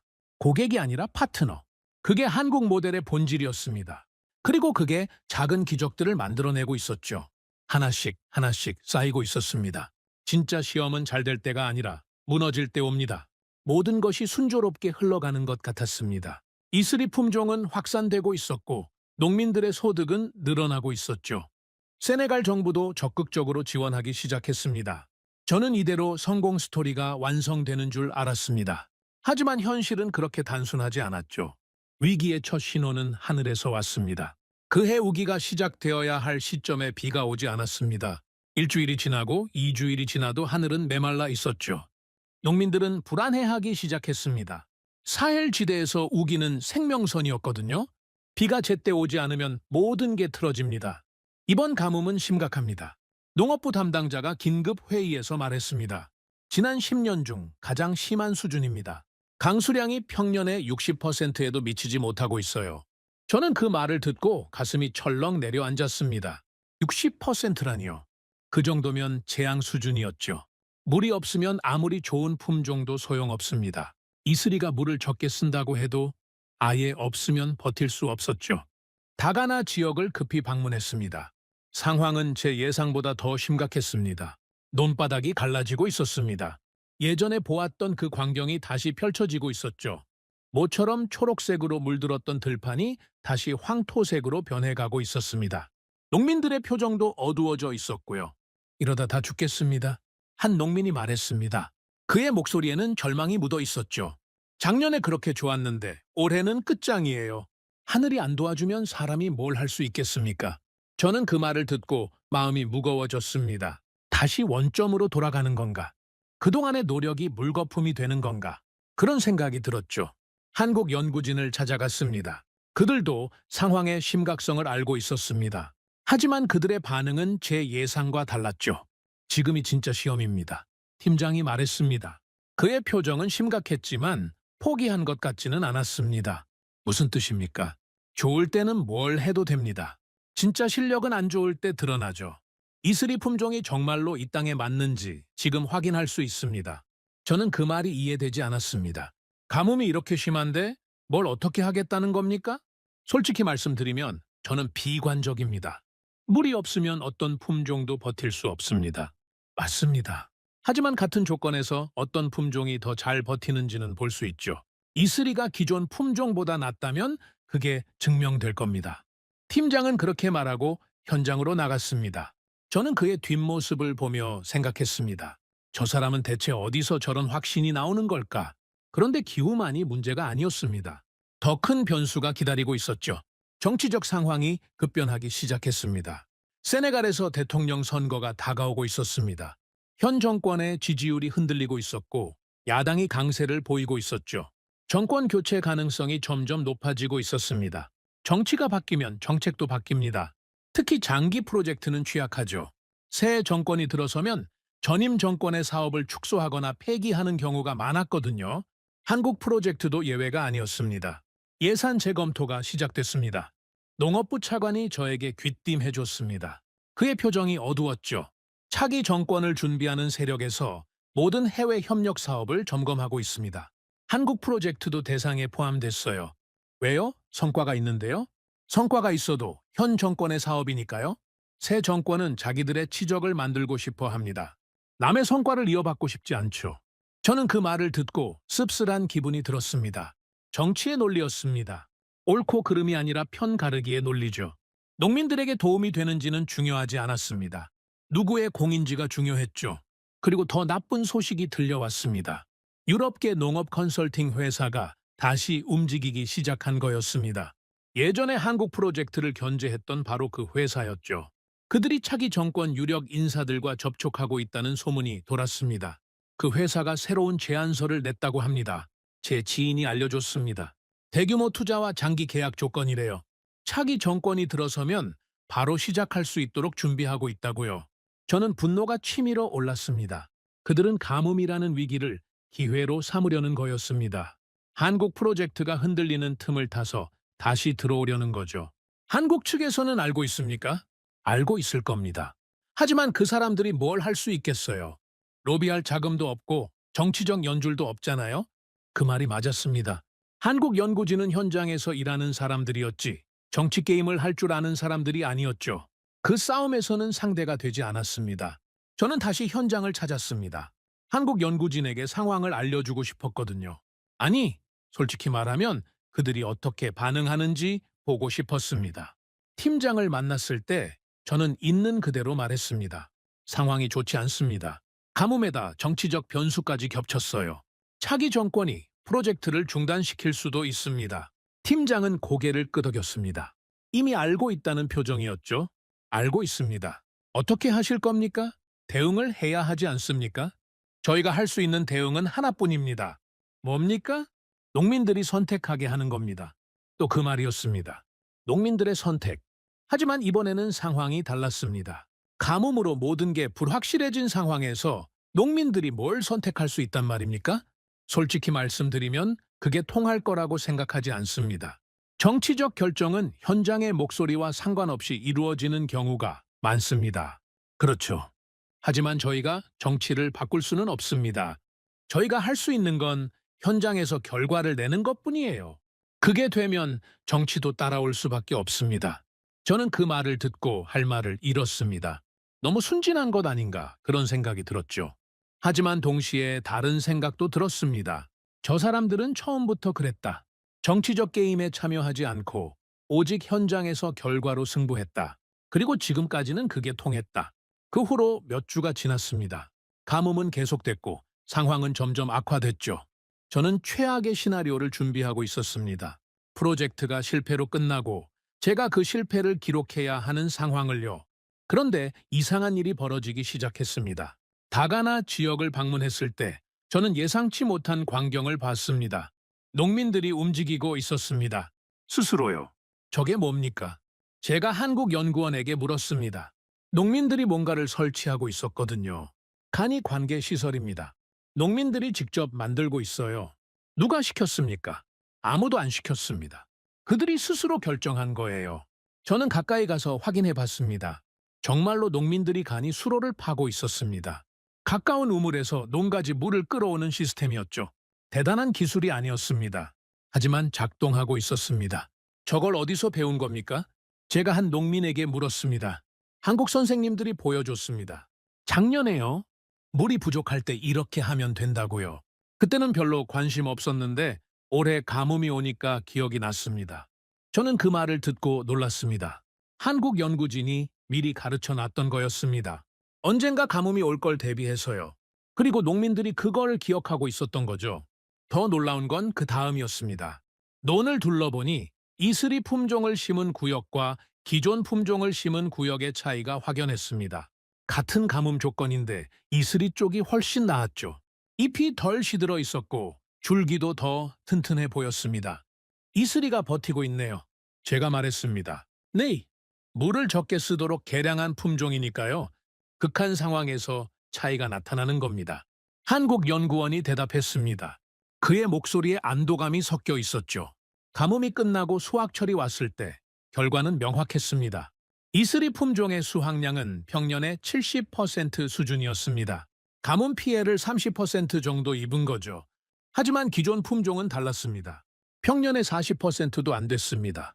절반 이상이 날아간 거였죠. 같은 가뭄, 같은 조건에서 이슬이는 기존 품종보다 거의 2배 가까이 버텼습니다. 위기 상황에서 진가가 드러난 거였죠. 이 데이터를 보십시오. 한국연구진 팀장이 저에게 자료를 건넸습니다. 가뭄 조건에서 이슬이 품종의 생존율과 수확량입니다. 기존 품종과 비교하면 차이가 확실합니다. 저는 숫자들을 천천히 읽었습니다. 부정할 수 없는 데이터였죠.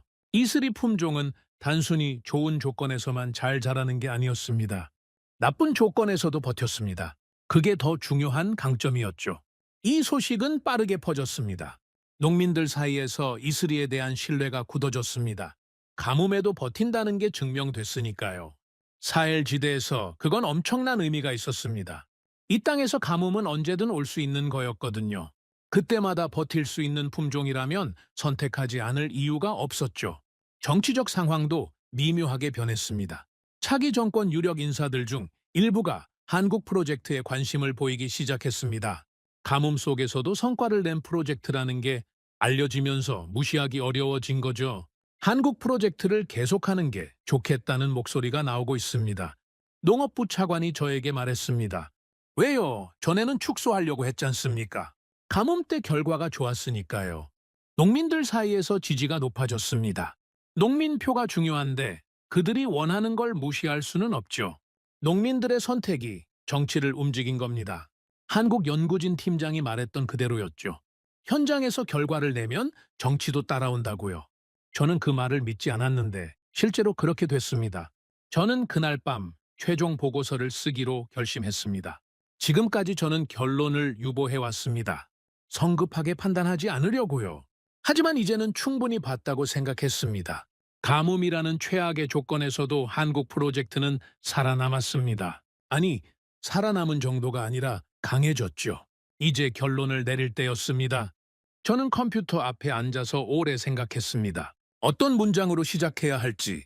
32년간 써온 보고서들과는 다른 무언가를 써야 한다는 걸 알았습니다. 마침내 저는 첫 문장을 썼습니다.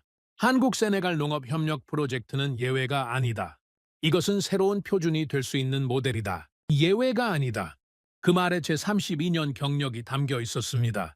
저는 그동안 모든 성공을 예외로 치부해왔거든요. 일시적인 현상, 특수한 조건, 재현 불가능한 사례.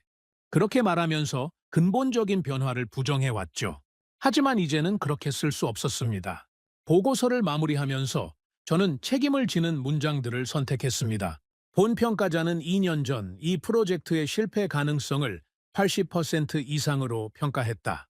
그 평가는 틀렸다. 현재 데이터와 현장 상황을 근거로 본평가자는 기존 평가를 철회하고 새로운 결론을 제시한다. 기존 평가를 철회한다. 그 문장을 쓰는 게 쉽지 않았습니다. 제 전문성에 흠집을 내는 거였으니까요. 하지만 그게 정직한 거였습니다. 틀렸으면 틀렸다고 인정해야죠. 보고서를 제출한 뒤 저는 이상한 해방감을 느꼈습니다. 32년간 중립이라는 이름 뒤에 숨어 있었는데 이제 그 벽을 넘은 기분이었죠. 며칠 뒤 예상치 못한 만남이 있었습니다. 세네갈 국방부 관계자가 저에게 연락을 해온 겁니다. 처음에는 의아했습니다. 저는 농업 분야 전문가인데 왜 국방부에서 연락이 온 거죠? 다카르의 한 호텔에서 그를 만났습니다. 50대 중반쯤 되어 보이는 군인이었는데 계급은 대령이었습니다. 콜린스 씨의 보고서를 읽었습니다. 그가 말했습니다. 농업 보고서를 국방부에서 왜 읽으셨습니까? 우리는 모든 해외 협력 사업을 모니터링합니다. 특히 장기적인 파트너십을 구축하는 사업은 관심 있게 봅니다. 저는 고개를 끄덕였습니다. 무슨 뜻인지 알 것 같았습니다. 한국 프로젝트에 관심이 있으신 겁니까? 관심 정도가 아닙니다. 우리는 한국과의 협력을 확대하고 싶습니다. 농업 분야에서요? 대령이 미소를 지었습니다. 의미심장한 미소였죠. 농업만이 아닙니다. 저는 그 순간 깨달았습니다. 농업에서 시작된 신뢰가 다른 분야로 이동하고 있었습니다. 한국이 농업에서 보여준 태도, 약속을 지키는 태도, 끝까지 함께하는 태도. 그게 세네갈 정부 전체의 신뢰를 얻고 있었던 거죠. 쌀은 땅에 남았고 신뢰는 다른 곳으로 이동하고 있었습니다. 저는 그 순간 예감했습니다. 이건 끝이 아니라 시작이라고요. 논에서 시작된 이야기가 활주로에서 끝날 줄은 몰랐습니다. 국방부 대령과의 만남 이후 저는 며칠간 그의 말을 곱씹었습니다. 한국과의 협력을 확대하고 싶다. 농업만이 아니다. 그게 무슨 뜻인지 정확히 알 수 없었죠. 하지만 뭔가 큰 그림이 있다는 건 느낄 수 있었습니다. 그리고 2주 뒤 저는 공식적인 초대를 받았습니다. 세네갈 공군 기지에서 열리는 행사에 참석해달라는 요청이었죠. 초대장에는 간단하게만 적혀 있었습니다. 한국 세네갈 방산협력 기념 행사. 저는 의아했습니다. 농업 전문가인 제가 왜 방산 행사에 초대받은 걸까요? 행사 당일 저는 다카르 외곽의 공군 기지로 향했습니다. 기지 입구에서부터 분위기가 달랐습니다. 경비가 삼엄했고 곳곳에 세네갈 국기와 태극기가 나란히 걸려 있었죠. 뭔가 중요한 일이 벌어지고 있다는 게 느껴졌습니다. 활주로 옆에 마련된 관람석으로 안내받았습니다. 이미 많은 사람들이 와 있었죠. 세네갈 정부 고위 관료들, 군 장성들, 그리고 한국에서 온 것으로 보이는 사람들. 저는 구석 자리에 앉아서 상황을 지켜봤습니다. 콜린스 씨 오셨군요. 익숙한 목소리가 들렸습니다. 돌아보니 국방부 대령이 서 있었죠. 그가 제 옆에 앉았습니다. 오늘 뭘 보게 되는 겁니까? 제가 물었습니다. 직접 보시면 압니다. 말로 설명하는 것보다 보시는 게 나을 거예요. 대령은 그렇게만 말하고 미소를 지었습니다. 저는 더 묻지 않았습니다. 곧 알게 될 테니까요.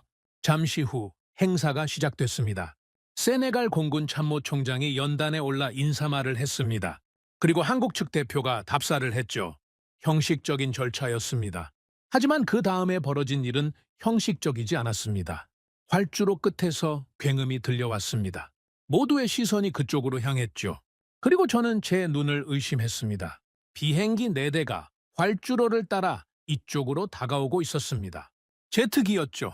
흰색 동체에 세네갈 공군 마크가 선명하게 그려져 있었습니다. 그리고 그 옆에 작은 글씨로 뭔가가 적혀 있었는데 거리가 멀어서 읽을 수 없었습니다. 비행기들이 관람석 앞에 멈춰 섰습니다. 그제야 동체의 글씨가 보였죠. 케이티 베온, 한국에서 만든 훈련기였습니다. 저는 숨을 멈췄습니다. 한국 훈련기가 세네갈에 도입된 건가요? 저게 뭡니까? 제가 대령에게 물었습니다. 목소리가 떨렸죠. KT-1입니다. 한국항공우주산업에서 만든 기본 훈련기죠. 오늘 공식 인도식입니다. 세네갈이 한국 훈련기를 도입한 겁니까? 네. 4대입니다. 우리 조종사 양성 프로그램의 핵심이 될 겁니다. 저는 할 말을 잃었습니다. 농업협력이 군사협력으로 이어진 겁니다. 쌀에서 시작된 관계가 전투기까지 온 거였죠. 왜 한국입니까? 제가 물었습니다. 진심으로 궁금했습니다. 훈련기를 만드는 나라는 많았으니까요. 미국, 유럽, 러시아, 중국, 선택지가 많은데 왜 하필 한국이었을까요? 대령이 저를 바라봤습니다. 그의 표정이 진지해졌죠. 콜린스 씨, 우리가 뭘 찾고 있었는지 아십니까? 좋은 훈련이 아닙니까? 아닙니다. 장비는 어디서든 살 수 있어요. 우리가 찾은 건 파트너였습니다. 파트너.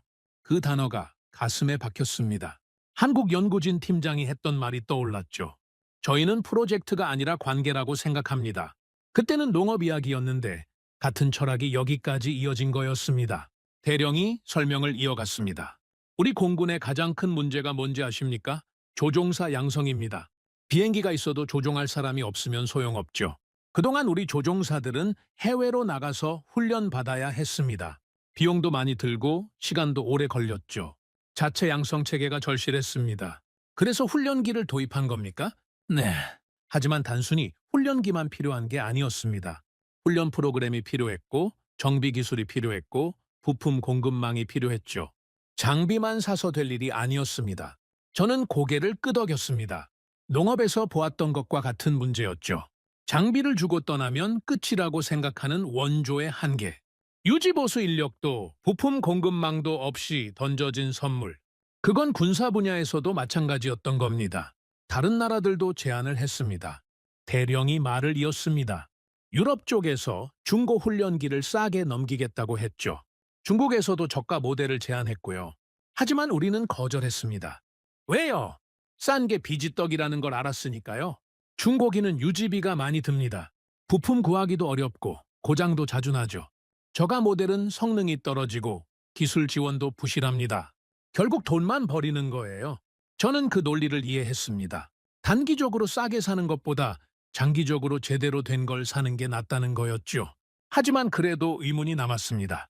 한국을 선택한 구체적인 이유가 뭡니까? 다른 선진국 훈련기도 있지 않습니까? 대령이 미소를 지었습니다. 그리고 뜻밖의 대답을 했죠. 농업 때문입니다. 농업이요? 네. 콜린스 씨 보고서를 읽었다고 했지 않습니까? 한국이 농업 분야에서 어떻게 일하는지 봤습니다. 약속을 지키고 끝까지 함께하고 현지 사람들을 존중하는 방식, 그게 우리에게 신뢰를 줬습니다. 저는 놀라서 말을 잇지 못했습니다. 농업 보고서가 군사 협력에 영향을 줬다니요? 군 내부에서 한국에 대한 평가가 어떤지 아십니까? 대령이 물었습니다. 모릅니다. 긍정적입니다. 매우 긍정적이죠. 왜 그런지 아십니까? 군인들 중에 농촌 출신이 많거든요. 그들의 가족이 이슬이 품종을 심고 있습니다. 한국 연구진이 어떻게 일하는지 그들이 직접 봤어요. 형식적으로 도와주고 떠나는 게 아니라 진짜로 함께 일하는 모습을요.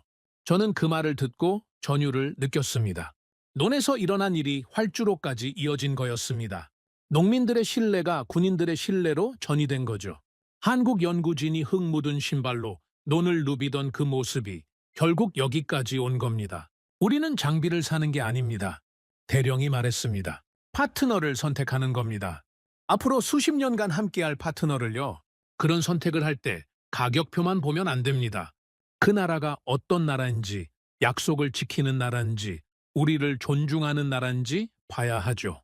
한국은 그 기준을 통과했습니다. 인도식이 진행됐습니다. 세네갈 공군 조종사들이 훈련기에 올라탔죠. 엔진 소리가 활주로를 가득 채웠습니다. 그리고 4대의 훈련기가 차례로 이륙했습니다. 저는 그 광경을 바라보며 이상한 감정을 느꼈습니다. 32년간 국제개발 현장에서 일하면서 원조가 무기로 이어지는 이야기는 수없이 봤습니다. 강대국이 약소국에 무기를 팔면서 영향력을 확대하는 그런 이야기요. 하지만 이건 달랐습니다. 신뢰가 무기로 이어지는 장면은 처음이었죠. 훈련기들이 활주로 위를 선회했습니다. 하늘에 태극 문양 같은 궤적을 그리며 날았죠. 관람석에서 박수가 터져 나왔습니다. 세네갈 관료들과 군인들이 환호했습니다. 한국에서 온 사람들도 감격한 표정이었고요. 그때 저는 활주로 주변을 둘러봤습니다. 그리고 놀라운 광경을 발견했죠. 관람석 뒤편에 농민들이 서 있었습니다. 정장을 입은 관료들 사이에서 어울리지 않는 차림이었죠. 하지만 그들도 하늘을 올려다보고 있었습니다. 훈련기가 날아가는 모습을요. 저 사람들은 누굽니까? 제가 대령에게 물었습니다. 농업 협력 프로젝트에 참여한 농민 대표들입니다. 정부에서 초대했죠. 왜요? 이 모든 게 그들에게서 시작됐으니까요. 그들이 한국을 신뢰했고 그 신뢰가 여기까지 온 겁니다. 그분들이 이 자리에 있는 게 맞죠. 저는 농민들을 바라봤습니다. 그들의 표정에서 자부심이 느껴졌습니다. 논에서 쌀을 수확하던 그 손으로 이제 하늘을 나는 비행기를 보고 있었죠. 연결되어 있었습니다. 논과 활주로가, 쌀과 훈련기가. 행사가 끝난 뒤 저는 대령과 따로 이야기를 나눴습니다. 그가 더 큰 이야기를 꺼냈거든요. KT1은 시작일 뿐입니다. 그가 말했습니다. 무슨 뜻입니까? 우리는 다음 단계를 준비하고 있습니다. 경공격기 도입을요. 경공격기라니요. 그건 훈련기와는 차원이 다른 이야기였습니다. 실제 전투에 투입되는 무기를 말하는 거였죠. 어떤 기종입니까? FA-50입니다. 한국에서 만든 경공격기죠. 저는 그 이름을 알고 있었습니다. 한국이 독자 개발한 초음속 전투기. 동남아시아와 중동 여러 나라에 수출된 기종이었죠. 하지만 아프리카에는 아직 들어오지 않았습니다. 진지한 겁니까? 매우 진지합니다. 이미 협상이 진행 중이에요. 저는 숨을 깊이 들이쉬었습니다. 훈령이 4대가 아니라 전투기였습니다. 규모가 완전히 달라지는 거였죠. 다른 나라 기종은 검토하지 않았습니까? 했습니다. 여러 나라에서 제안이 왔죠. 하지만 우리는 한국을 선택했습니다. 왜요? 대령이 저를 똑바로 바라봤습니다. 콜린스 씨, 아까 말씀드렸지 않습니까? 우리는 파트너를 찾는 겁니다. 한국은 이미 증명했어요. 농업에서, 그리고 이제 훈련기에서 약속을 지키고 끝까지 함께하고 우리를 존중한다는 걸요. 그런 파트너와 더 큰 협력을 하지 않을 이유가 없습니다. 저는 그날 밤 숙소로 돌아와서 오래 생각했습니다. 쌀이 활주로로 이어졌습니다. 상식밖의 연결이었죠. 농업 프로젝트가 군사 협력으로 확대되다니 누가 예상했겠습니까? 하지만 논리적으로 생각해보면 이해가 됐습니다. 국가 간 협력에서 가장 중요한 건 신뢰입니다. 그리고 신뢰는 말로 만들어지지 않죠. 행동으로 만들어집니다. 한국은 농업 현장에서 신뢰를 쌓았습니다. 약속을 지키고 끝까지 함께하고 결과를 내면서요. 그 신뢰가 다른 분야로 확장된 건 자연스러운 일이었습니다. 저는 창밖을 바라봤습니다. 어둠 속에서 별들이 빛나고 있었죠. 그 별들 아래 어딘가에 논이 있고 활주로가 있고 그 모든 걸 연결하는 보이지 않는 선이 있었습니다. 그 선의 이름은 신뢰였습니다. 며칠 뒤 저는 한국 연구진 팀장을 만났습니다. 행사에 대해 이야기하고 싶었거든요. 훈령이 인도식에 가셨다면서요? 팀장이 물었습니다. 네, 놀라운 광경이었습니다. 저도 초대받았는데 못 갔어요. 현장에 일이 있어서요. 저는 웃음이 나왔습니다. 그답다고 생각했죠. 화려한 행사보다 흙 묻은 현장을 선택하는 것. 그게 이 사람들이었습니다. 알고 계셨습니까? 농업협력이 군사협력으로 이어진 거요. 어렴풋이 들었습니다. 어떻게 생각하십니까? 팀장이 잠시 생각했습니다. 그리고 천천히 대답했죠. 저희가 의도한 건 아닙니다.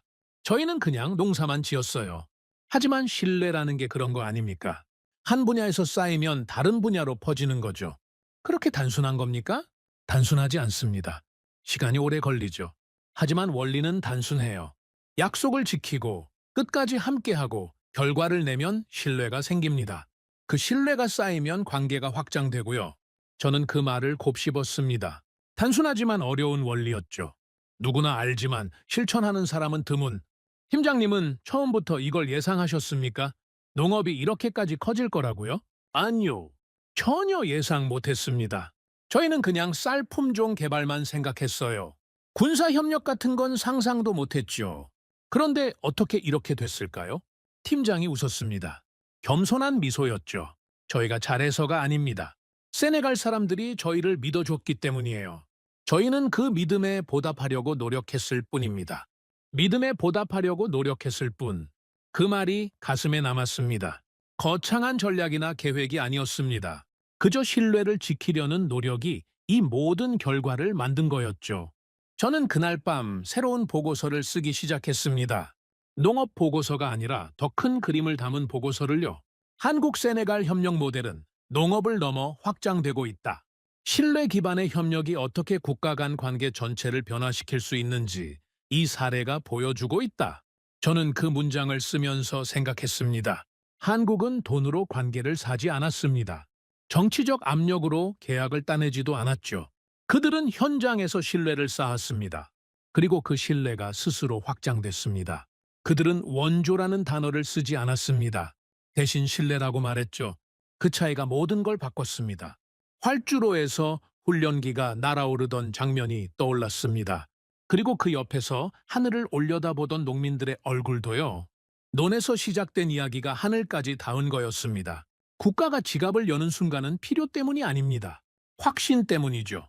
세네갈은 한국을 확신했습니다. 그 확신은 회의실에서 만들어진 게 아니었습니다.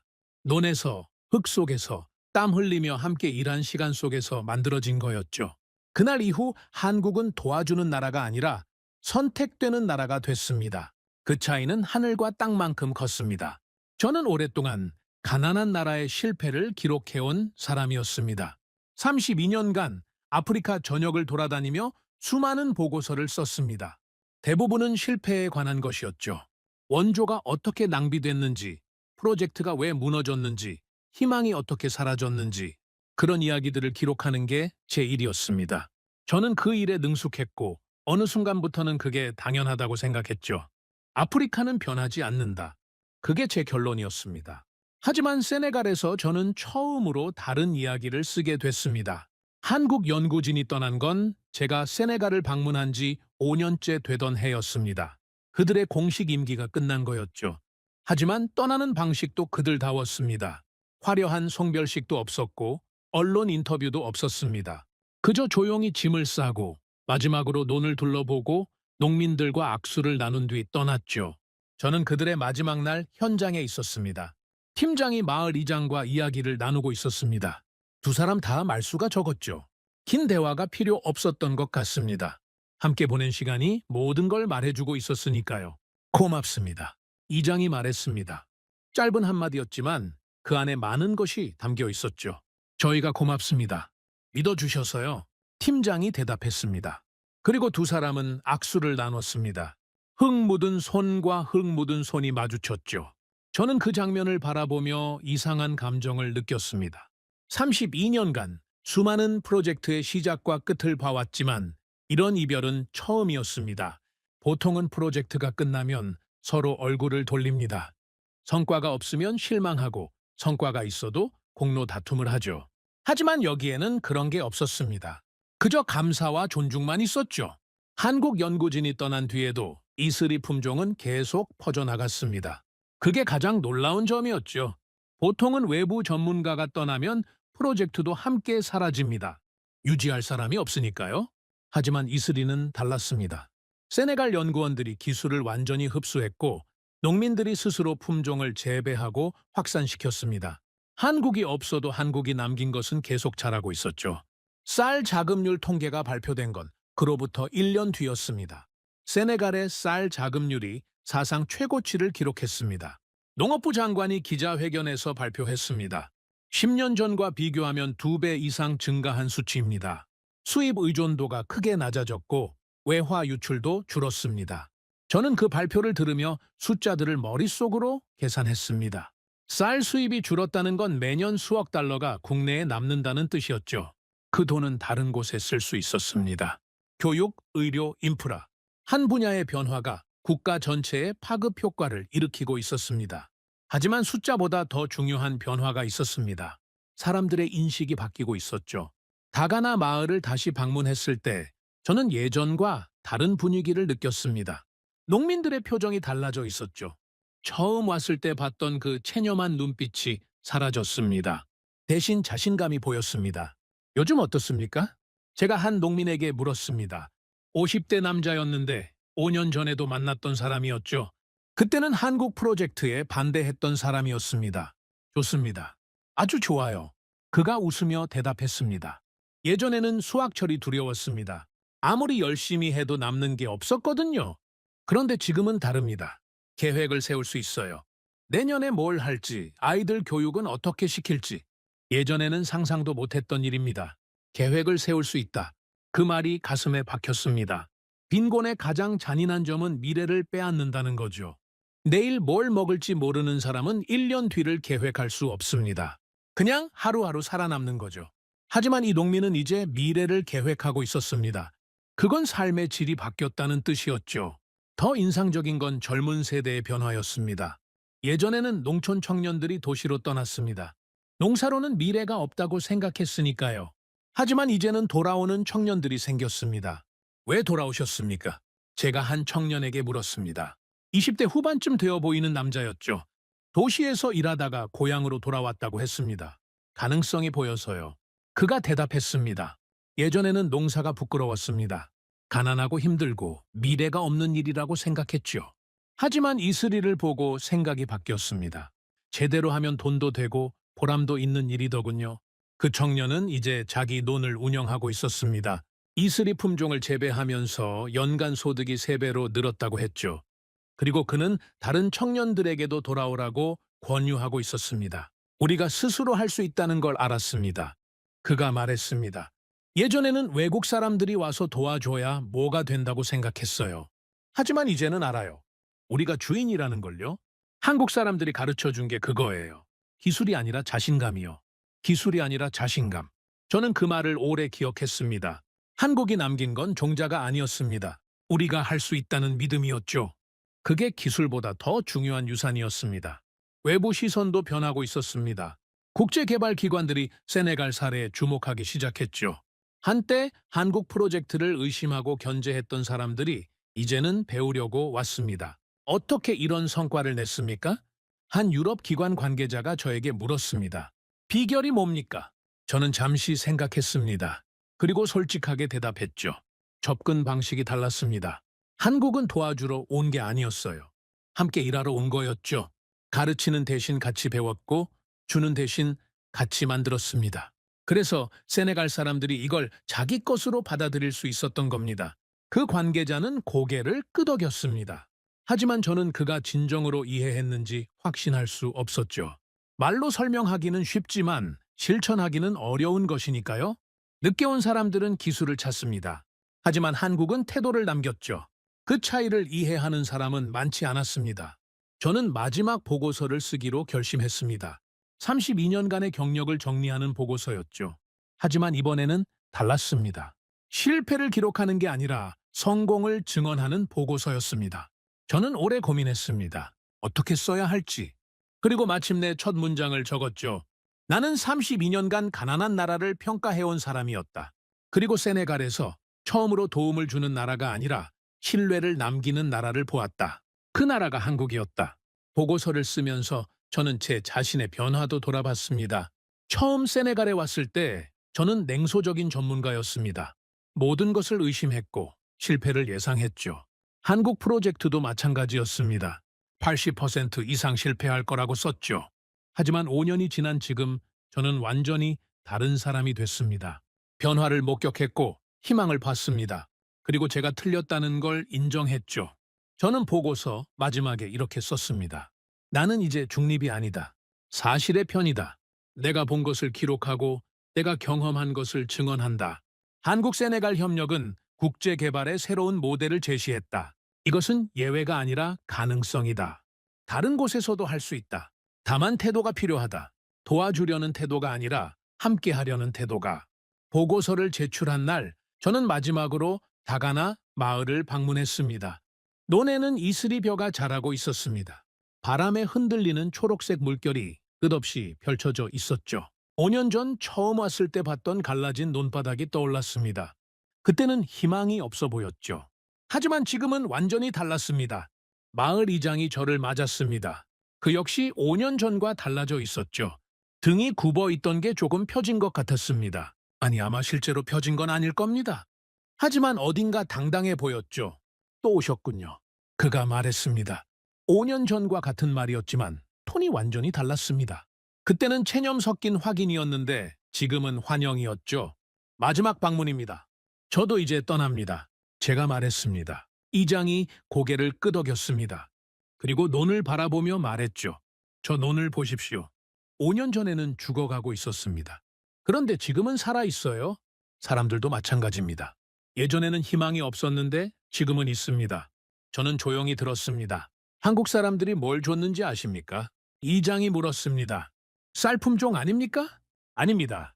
쌀은 우리가 만들었어요. 그 사람들이 준 건 시간입니다. 시간이요? 네. 기다려주는 시간이요. 우리가 스스로 할 수 있을 때까지 곁에 있어준 시간. 그게 가장 귀한 선물이었습니다. 기다려주는 시간. 저는 그 말을 가슴 깊이 새겼습니다.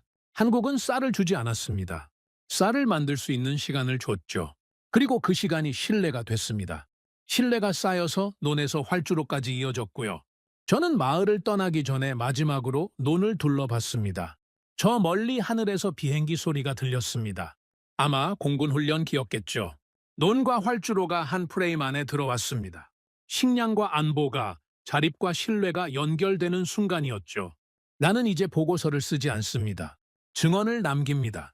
32년간 실패를 기록해왔던 제가 처음으로 성공을 증언하게 됐습니다. 그리고 그 성공의 주인공은 거대한 기관이나 막대한 자금이 아니었습니다.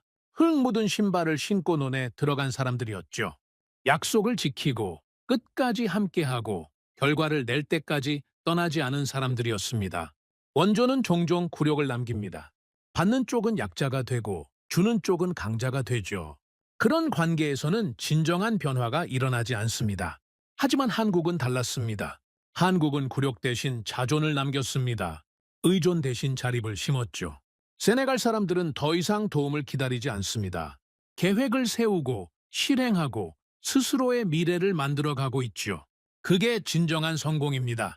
숫자가 아니라 태도의 변화. 그게 한국이 남긴 것입니다. 저는 비행기에 올라 세네갈을 떠났습니다. 창밖으로 논이 보였습니다. 초록색 물결이 끝없이 펼쳐져 있었죠. 그리고 저 멀리 활주로가 보였습니다. 두 개의 선이 지평선에서 만나고 있었습니다. 나라를 바꾸는 건 돈이 아닙니다. 사람이 끝까지 지키는 태도입니다. 저는 그걸 세네갈에서 배웠습니다. 그리고 그 교훈을 평생 기억할 겁니다. 한국이 어떤 나라가 됐는지 저는 그걸 증언합니다. 도움을 주는 나라가 아니라 신뢰를 남기는 나라가 됐다고요. 오늘의 사연은 여기까지입니다. 구독과 좋아요는 영상 제작에 아주 큰 힘이 됩니다. 지금까지 감동테라스 저는 소희였습니다. 오늘도 우리 구독자님들의 가정에 따뜻한 행복이 가득하시길 진심으로 바라겠습니다. 긴 영상 끝까지 시청해주셔서 정말 감사합니다. 내일 더 좋은 이야기로 찾아뵙겠습니다. 감사합니다.